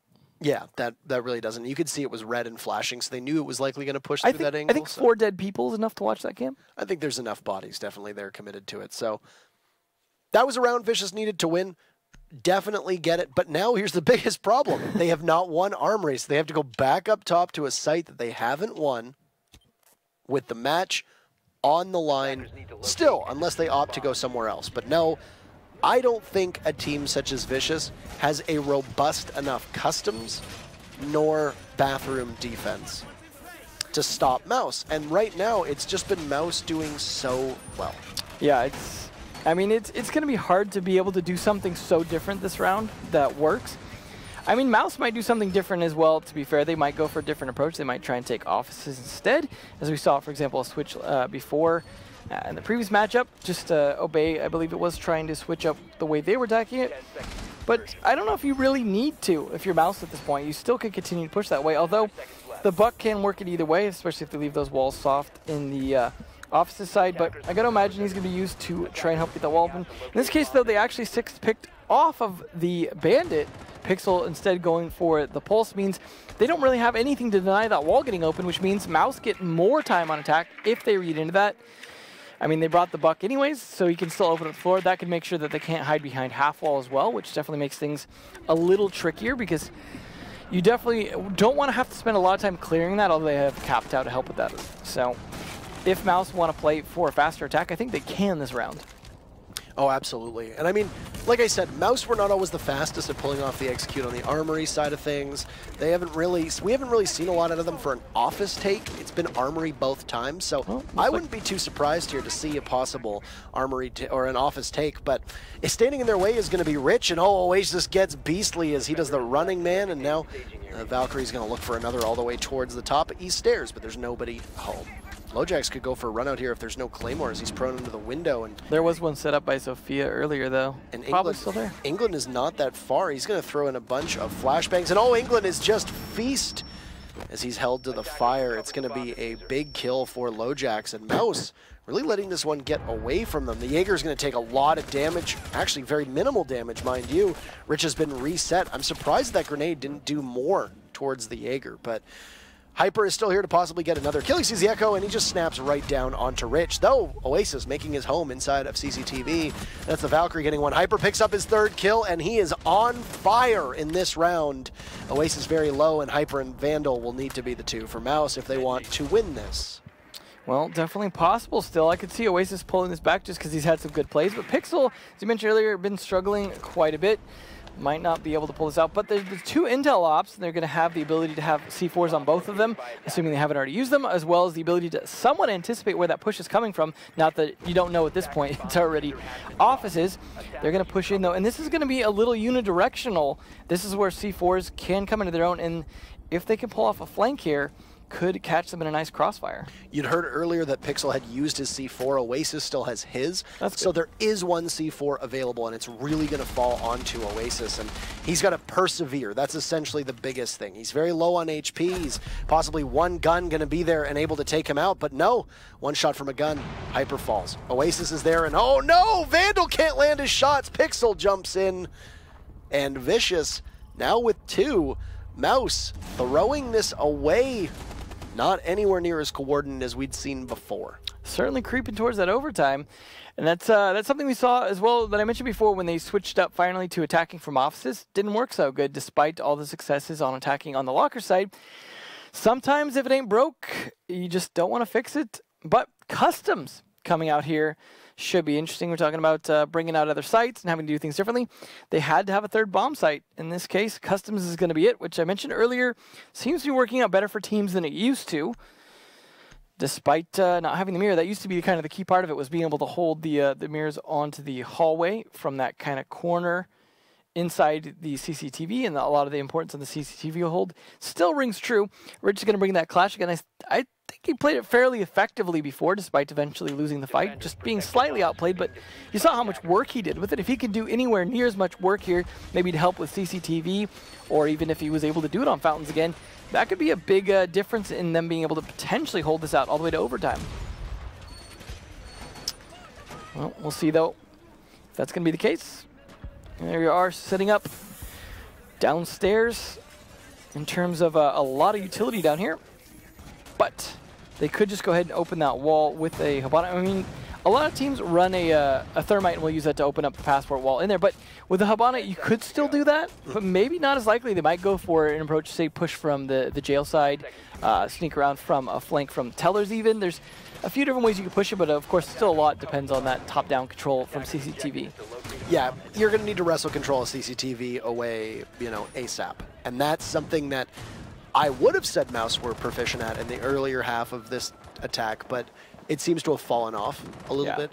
Their pace has really slowed, and I think what's been masking it is more that Hyper and Vertical have put in extraordinary individual performances over the last couple rounds, and I think that is a big part of why Mouse has been able to keep themselves in contention here. But final round of match point, unless mousesports wins, it's either game over or overtime. So we're going to have some time left here for both these teams to be able to recoup if we go to OT.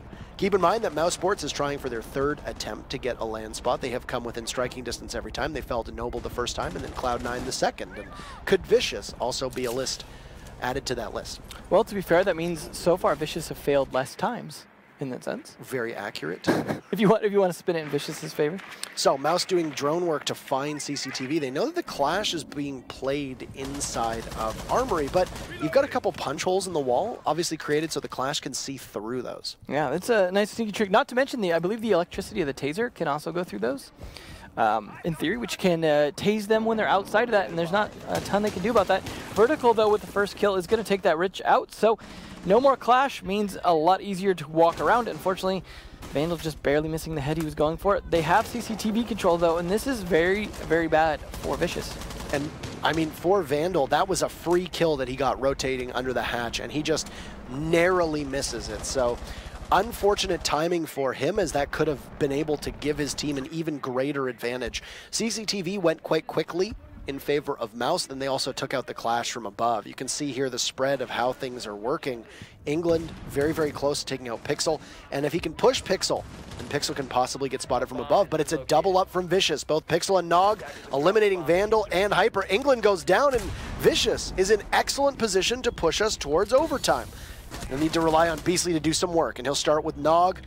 What can he do alongside Vertical? Keep in mind that Vertical has been so good, but goes on to drone, and from above, Oasis will punish him as CCTV has fallen now. Diffuser is down, and, well, it's all up to Vertical, rather, as it was Beastly who gets felled with his leg being a bit too exposed.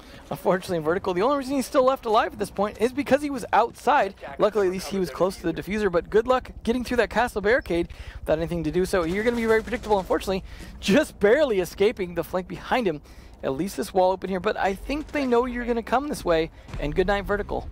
There's Pixel waiting, and we're going to go to overtime, as how else are we going to see this? It was 5-2 and 3 rounds in a row for Vicious, as they have seemingly found their momentum here. OT, the ultimate tiebreaker. A coin flip will decide which team defends twice and which team will attack twice, and, well, it'll be Mouse going on to attack both times. That bodes well, then, for Vicious to potentially bring this to a favorable outcome, because defending, of course, has been working out better for both teams here so far. So that is the more favorable side of the coin, of course. But we have seen a lot of times in the past when we were using the system that, yeah, you get what is in theory the favorable side, and then all of a sudden just things play out very differently in overtime, as everyone's seen all the sites, everyone's seen how everyone plays all their attacks. Everyone has a chance to kind of figure out how to counter what they've seen so far, and sometimes things will just drastically reverse at that point. But I gotta imagine Vicious is on a little bit of a high after that comeback 3 rounds in a row to save themselves. That might work out in their favor. Pixel and Oasis both up at 10, but Vertical trying to make up for the rest of his teammates below that. Good place here, though. I mean, we were talking about Nog earlier at 18. It's good to see other people. We were talking about Pixel struggling on Bank, seeming to make up for it a little bit here on this map. It's good to see. So, surprisingly, Nog the one all the way at the bottom with 3. So, that says a lot about a lot of the members of Vicious that put in the right place in the right circumstance. A lot of them can shine differently, depending on what they need to do. And what they need to do now is win 2 of these rounds to go to Vegas. Rich is going to try this play with the Clash yet again. Of course, all the bomb sites are reset, so they can go back to lockers, so they will. Technically the better bomb site, but to be honest, it has not been their best bomb site. But either way, they'll play with Rich inside there. Last time seemed to work out. The big problem, I think, too, is that Beastly on the Capitao doesn't ever seem to be around there, so it's dependent on the Zofia to take care of it, which is far less effective overall. You bring the both of them, it should be a pretty easy takedown, but we'll see how Rich plays out, as he was the first to die last round trying to do that, but on a different bomb site. Beastly, however, regardless of the crossbow, will get the shots on the low jacks. Unfortunately, has died a few times early on. Hyper sees this shield coming and is just not going to contest it just yet. Yeah. No, that's wise. Just fall off. They lost Rich early on last round, and he really wasn't that much of a pivotal force for the team. You know, yeah. he got eliminated early on. He got pinched, and that was really all she wrote for Rich. So at this point, though, I would have think Mouse would consider going for the Armory Lockers push yet again, especially considering, well, this. Yeah. So you have what appears to be the silhouette of Bandit not too far in front of this wall, trying to just burn through the ADSs and possibly flash the Bandit. And oh man, the bait attempt here. Rich is not falling for it yet. Very close to allowing England to get that. They're going to try to keep him in check. England just needs an inch or two onto Rich. Rich not taking any damage. It's a hard shot to make, and there you go. Good coordinated effort, but Vertical's just a bit too slow. Hyper gets down in the process, and they're going to let the clash go away. Hyper looked to be withstanding for a second there, an ability that is unique to Zofia, but will get brought back to life. As you said, 50 HP is better than 5. Well, though, that burned up 2 minutes, so say what you want about Rich's clash play when it comes to this site. Seems to be very effective. 3 people trying to push him, and, well, maybe next time have Beastly come help, because, again, the Capitao, the best counter, always the one who's not there. I know he's doing his job. I know he's got a role in this strategy, but so does Rich, and his is working out a little bit better. Actually, they were in vents. I was thinking they weren't Armory Lockers, but no. So Rich is actually, not only did he burn 2 minutes upstairs, he gets to rotate back down. Huge advantage here for Vicious. Yeah, this is monumental, and it's really going to come down to Mouse's ability to frag for the time being. They're going to try to open up onto the smoke, but excellent timing for those gas canisters to go down. So Nog just going to hold off inside a bathroom. Very fortified and difficult to get to. He's got 1 canister left. He'll get vertical pressure, but there you go. It's fortified from the sides, but not above Vandal, making no mistake whatsoever, as the rest of Mouse have the back of Workshop in hand. 10 seconds to go. Everybody from Mouse is still alive. It's a 5v3. The Clash going to be in bad position, knowing that it's just the Clash versus one other member, and doing an excellent job of keeping the Clash at bay, but it's a knife kill. Pixel there. They need to go for the plant. Diffuser goes down successfully, and this task got a lot more difficult for Vicious. Pixel will need to be a hero, but the angle being held from Beastly will deny Pixel's return to the site. And Mouse will once again go on to match point. Could it be a curse that they can't manage to stick the landing once they get there? We'll see. They're going to go onto defense with Vicious on attack. Well, again, this is the favorable side just statistically so far, but that being said, we said that for Vicious. They weren't able to pull it off last time, but I feel like, unfortunately, I want to blame the smoke a little bit for at least not popping a second canister before he died. He was a little too focused on fighting a lot of angles, pulling out his gun and being prepared for a push. When if you just smoke, they can't push you for the most part. I mean, yeah, you can. At 3 speeds especially run through it, but at the same time, pop a smoke and then start looking around with your gun might have been better. I mean, he still potentially would have died from above, but if he had smoked the doorway, he wouldn't have been watching the doorway. He could have watched above a little bit easier. All that being said, though, that was not the most important part, but it certainly would have helped in slowing that push down as they were starting to run out of time. But either way, Vicious going to be trying for their attack on Armory Lockers here, something that Mouse has been able to defend fairly well. Maybe Vicious has figured out a lot of the way this setup has been done so far. Vertical, again, going to be on that pulse, something that's been working out for the most part. So overall, this is set up for success for Mouse. This is where Vicious need to break that. But either way, even if Vicious lose this round now and go home, this is definitely a very, very close fight for this team and a very impressive play so far, getting to this point regardless. But you never know. They might still be able to close it out, but they've got to close it out over 2 rounds. They definitely cannot just win this round and go. They've got to take Mouse on 2. And Mouse certainly looking to not let that happen. Pixel on that glass again. Not sure if that'll work. I am interested to see the way that Vicious is able to do this. Yeah. I'm very interested here. And I mean, you've got to be, if you're Vicious, you've got to be hyped as all get out, because you took 3 rounds in a row. You're very close to going to this LAN. Some of the members of this team have competed on LANs before. If I remember correctly, actually it might only be Nog who has. Nog competed with Polar Ace at DreamHack Austin. I'm not certain.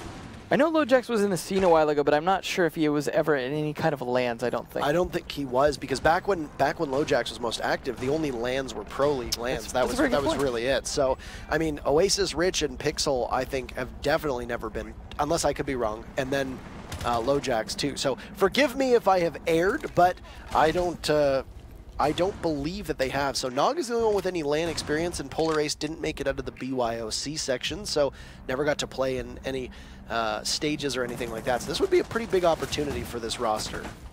Absolutely. I mean, I'd say it's a big opportunity for any roster because it's going to be a heck of an event, but either way, it's definitely, it's a case where both these teams very close to going. A lot of pressure, though, and that means whether Vicious can handle that or not will make a big difference, because a lot of teams tend to choke when they get to that pressure point. Yeah, so about half the round has gone here now, and it's slower goings for Vicious than I think you could expect. They've got the Glaz, who will be a pretty important member of this team, along with the Capitao, as they've opened up that armory wall. So Thermite has done his job, and Oasis is just standing there waiting to see what they can do. But there's Valcams outside. This is ripe for a possible run out, and Hyper has done it a couple times. The Zofia is still watching, so hard holding that angle. England will toss out a smoke, but it might miss. LoJax getting the plant down successfully. Vertical gets down on the run out, and Hyper is there. Planter goes down, and there you have it. Vicious will have Diffuser down.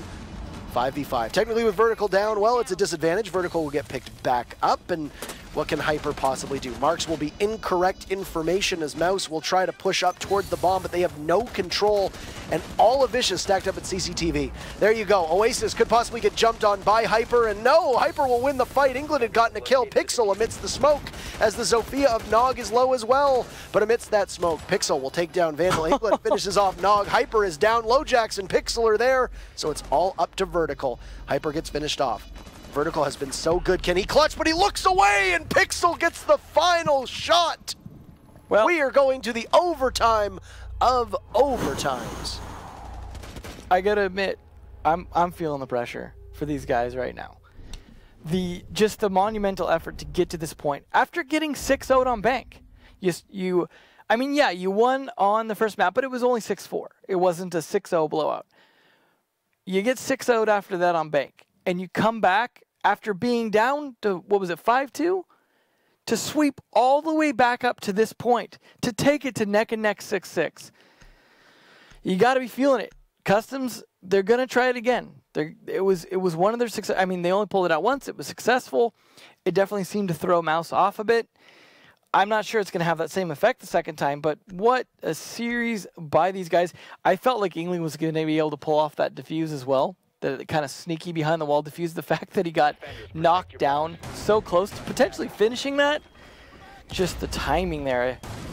Whew, that was a nail biter of a finish there in that round, because, I mean, when you get a 5v5 with the plant down, you just know it's a slugfest of timing and mishaps and slight mistakes. Unless it's been changed, it's possible for you to throw a gas canister at the wall and it will go through the wall. We saw Bosco do that earlier before he dropped. So I'm surprised that England didn't opt to go for that, because that would have hit the planter at that point. Yeah. And whether it's something that would have killed the planter, well, that is obviously a question that we wouldn't be able to answer, but it would certainly do enough to possibly force them off, unless England didn't know that the plant was going down, in which case there could have been bad information there. Keep in mind, the pulse was downed downstairs, so that cardiac sensor was not in action to give the rest of Mouse the location of the attackers. That's a very good point, is the lack of information at that point. There was no one dead to be watching any kind of cameras or anything like that. It was just, a case of when it starts to get hectic like that and the plant's going down potentially and you don't know and you can't necessarily always hear that it's going down, it's tough to make those calls. But yeah, it's definitely something we saw Bosco try earlier in the same situation before he dropped down against the reinforced wall, but it didn't end up working out for him that well either. That was where he ended up running up and getting shot in the back by K9. But either way, this is down, as we were talking about, to the wire here for these two teams. 6-6.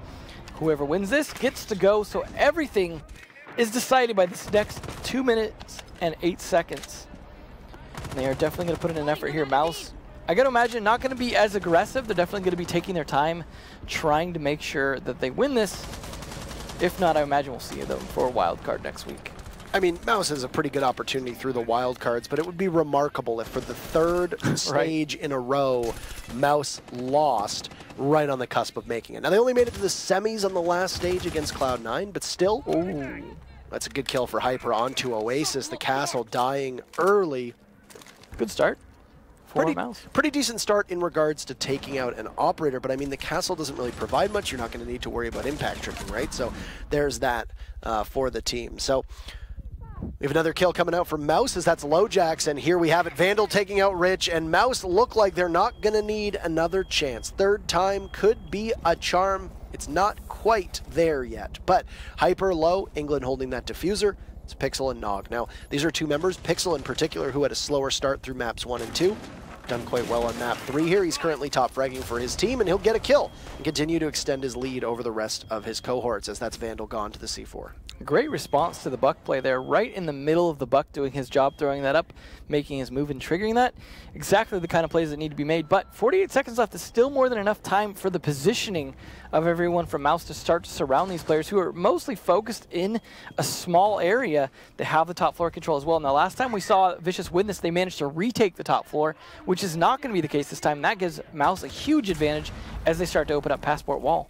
And that's exactly where Pixel sights will be trained, holding a very slight angle against the Hibana, and all he needs is the head of England. And oh, he'll miss it. Oh, he won't miss it. Pixel connects, and he takes down England. This could be a major difference, and Nog eliminating Vertical means it's only 2v2. Hyper finishes off Nog, and Pixel will need to get an incredible 4K here. Diffuser is down, and he'll get pushed from the other side. He takes out Beastly, and Pixel the clutch! Vicious will go to Vegas, and Pixel, what an incredible finish! Oh my god! No one would have believed it. Absolutely outstanding, and Vicious will need every round, but they get it in the end. I'm excited for these guys. That was a Herculean effort at the end there to swing it back the way they did, and then even to lose the first overtime round and have to swing it back again. This is, what a play. Pixel was appropriately named, I think, for that shot on Hibana, just sniping that pixel of a head. Very well done, though. That was, I got to imagine, he is just probably screaming in his room, sweat pouring down everywhere at this point. Pixel's a pretty reserved guy. He played on Strictly Business for a short period of time as well. I mean, what I cannot get over those heroics. He got 4 of the 5 kills as his team needed it. He got pushed on 2 separate occasions, or at the same time, from 2 separate members of Mouse. Absolutely astonishing. And I mean, the rest of the team there to pick up the pace, like I said, he had a bit of a slow start on that first map, second map. That third map, he really made his own, and absolutely incredible. For me, I'm going to say Pixel is just simply on that one last map alone. Yeah. Pixel is my vote for MVP. No questions asked. Yeah, I mean, it's a hard contest because I think a lot of people showed up across 3 maps of Vertical, especially that last map. For me, definitely the MVP. I always like to see the way that Vertical plays. I think he definitely showed up. I mean, again, there wasn't a standout player across all 3 maps, I'd say, from either team, really. But Vertical and Pixel, especially that last map, definitely showing up. And that's when the chips are down, is in that last map. That's when all the pressure's on those guys. And I think everyone just doing a fantastic job. I got to credit like Oasis as well, Nog as well on the other team. Yeah. And then, of course, I think we saw some great play from everyone else on Mouse, too. Now, if you're wondering, we've said it a couple times this broadcast. I think it always bears repeating, though. If you would like to attend the USN Finals, they'll be December 15th and 16th, the Rio Hotel at the Penn and Teller Theater within. It's going to be in Las Vegas, and it'll be nice and exciting. On the bottom of your screen, the URL esl.gg/R6USN18 tickets. Go to that URL and purchase your tickets. $34 plus fees, but it gets you not just general admission to the entire event. It's all ages. You get a goodie bag with lots of nice swag that you'll find out about later on.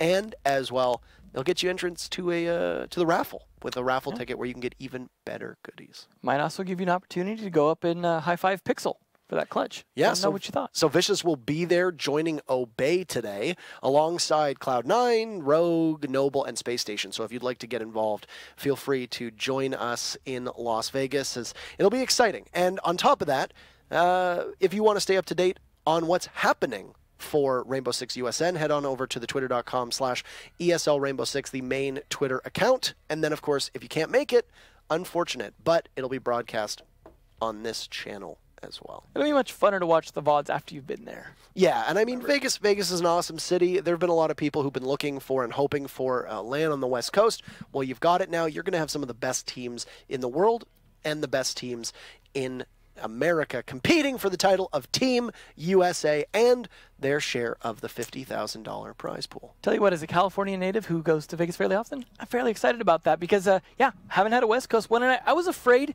due to time zones we might not get one, and of all places to have it, Vegas, it's, as they say, one of those cities that never sleeps, so meaning like once the games are done, more fun begins. So either way, though, a lot of excitement to be had, and of course, that's not the end of the excitement. We'll still have next week as well, and of course, a potential interview here from the boys who just managed to pull that off there. A pretty huge upset, I'm going to say. You know, bouncing back after a 6-0 on Bank to come into Border. We'll bring up Rich, and we'll say hello to Rich yet again. I interviewed him last week, and, well, we'll have a second crack at it here. How are you, buddy? It's nice to see you, man. Congratulations. Did you cut all your hair off? No, it's actually still all here. Oh, okay, perfect. I was like, it looks like you got a haircut in preparation for the big interview this week. But No. First and foremost, congratulations. We were speculating during the broadcast. I know that Nog went to a DreamHack LAN, but for the rest of you, this is your first LAN, if I'm remembering correctly. Yeah, Nog played in the BYOC, and Lojax was part of the he was the coach for Polar Ace, but yeah, that's the only two that's been to LAN, and they haven't played on main stage, so it's gonna be first for all of us. It's gonna be sick. I'm super pumped to see you there and see how you perform. As for your team, you got 6-0'd on Bank. You head to Border. You looked good on Border last week. How do you prep yourself in between these two maps to get your mind back on a level where you can compete after getting shellacked on the second map? Well, the biggest part I think that went into us getting 6-0'd is we played Bank yesterday in CL, so I think they just VOD reviewed us, and we didn't have enough time to change literally everything. So I think they knew everything we were going to do before we did it. So going into that, we kind of knew we were going to lose Bank, but we were very confident on Club and on Border. Sorry if I'm stuttering. I'm shaking. No, I'm actually ecstatic. This is an incredible moment for you. Like I said, it's huge to see new teams and new faces get these opportunities, and it's very well deserved. So, I mean, you battled back on Border. It really came down to it. And, I mean, Nog was the superstar in your matchup against Hyper. He really came into his own. He carried you, I would say, in terms of killing potential through 2 matches. But it was much more spread out today. Nog had a great performance on Clubhouse, but then after that, everybody else on the team really gelled and came together and really added their mark to it. And it's one of those things where going up against a team like Mouse, do you specifically plan role swaps and strats around who stacks up, who roams, whether you know that Hyper is going to be roaming if you do counter strats versus who's going to be doing entry, etc. for your team? Do you go that in depth with the strats? For the most part, yeah. If we're going to roam, we definitely talk about it, kind of set up a plan beforehand, and especially for the roam clear if they are roaming. But it takes a lot of preparation. But today I just think we were the better team, and we prepped harder than they did. Well, you definitely are the team that won, and you've made it to Vegas, so congratulations. All of your fans must be enthused. I know your team is probably absolutely ecstatic, and like you said, you're shaking, and that feeling is probably one that won't go away for a while, so very well deserved. Anything to say to the audience and all of those fans of Vicious before we end the interview? The haircut is still looking fire, ain't gonna lie. And just so everyone knows, last week, not last week, but when we were supposed to play Mouse the first time, I dislocated my arm 30 minutes before our game, so we couldn't play them. So this was kind of like the grudge match, you know what I mean? Like the match we didn't get the first time. Well, it was the result that you wanted. Congratulations, and enjoy your trip to Vegas. Appreciate it, buddy. Thanks.